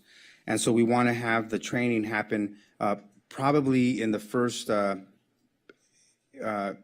2 weeks of January. Around that time would probably be better, because there was talk about the 30 days is probably too soon, and then we're going to have new people on the council, so it probably makes sense to do it like within the first 2 weeks of January, if that works out. And yeah, that's it. That's the main thing there. That's pretty much it. That was the main change that I wanted to add to that. Any comments? Yes, to the city attorney. May I offer a suggestion? That the training not include only Robert's Rules in isolation, but also Brown Act and the Council Rules of Procedure. Yes, I think that's great. And I know that the memo that you sent us talks about, you know, ethics and other things that I think would be important for sort of for new council members, but also all of us, you know, to get the same information at the same time. I think it's going to be very good. Councilmember Brock? I have a question just because I'm trying to watch expenses, and this is talking about a full-on televised conference that's brought in by an outside person. How many attorneys do we still have on staff? About 24. Yeah, I would also suggest too that I can provide this training. So I don't think we need somebody from the outside. I would, or we could bring this back with Councilmember Delatorre and at the end of December, and let the new council decide if they want an outside person or if city staff could just do it. I mean, just because I don't want to, A, waste our money, and B, I think we have a relatively competent CA staff, and I believe that probably one of them. No, you know what? I'm being facetious, but I'm just saying that I believe that our staff could do it. So my question is that something that would be acceptable to you? Yes, I think you know, our city attorney has already expressed that he can handle it, and we'll move forward with that, you know, to save the city money and to ensure that, you know, we handle this in-house without outside consultants. But one thing that is important is that we broadcast it by video, record it, so then other commissions can also take advantage of that training. So then we don't have to do, you know, multiple trainings to multiple commissions and commissioners.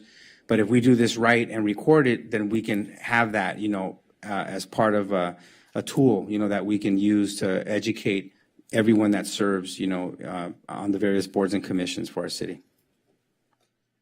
Council, also in that context, we will be preparing a comprehensive orientation manual for especially new council members, but new board members, commission members, and existing council members too, and should have that ready by late November.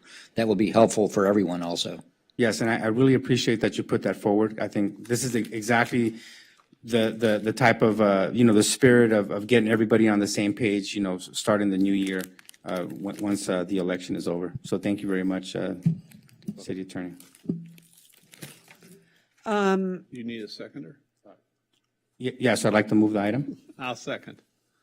Let's have a roll call. I guess we can do it by acclamation. There's no money. Can I just ask a quick question? Because I sort of got the sense from Councilmember Broccoli, he was saying, well, let's bring this back. No, I abandoned that. Oh, okay, all right. I'm sorry. Then I spaced out. I apologize. Okay, thank you. It must be a disease.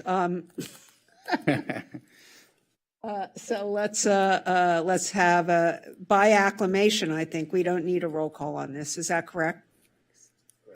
Says our parliamentarian. All in favor? Aye. Aye. Opposed?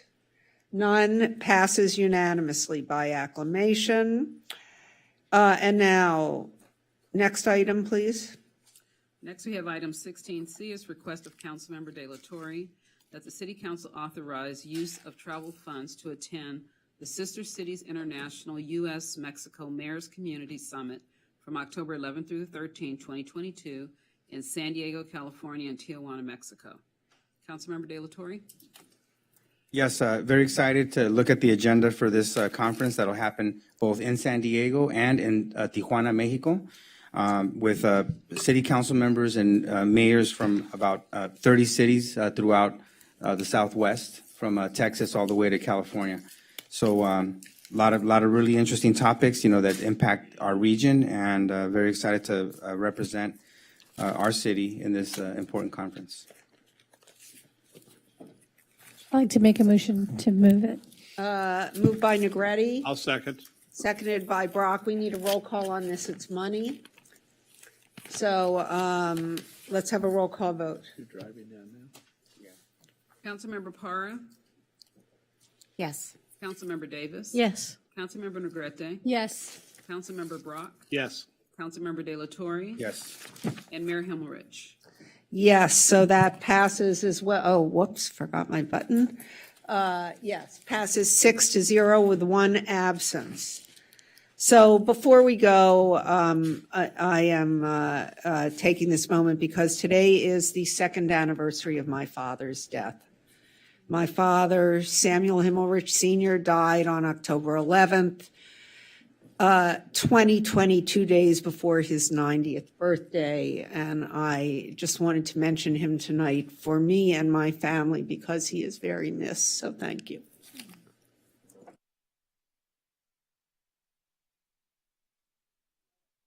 Our next meeting is October 25th at 5:30 p.m., and this meeting is adjourned.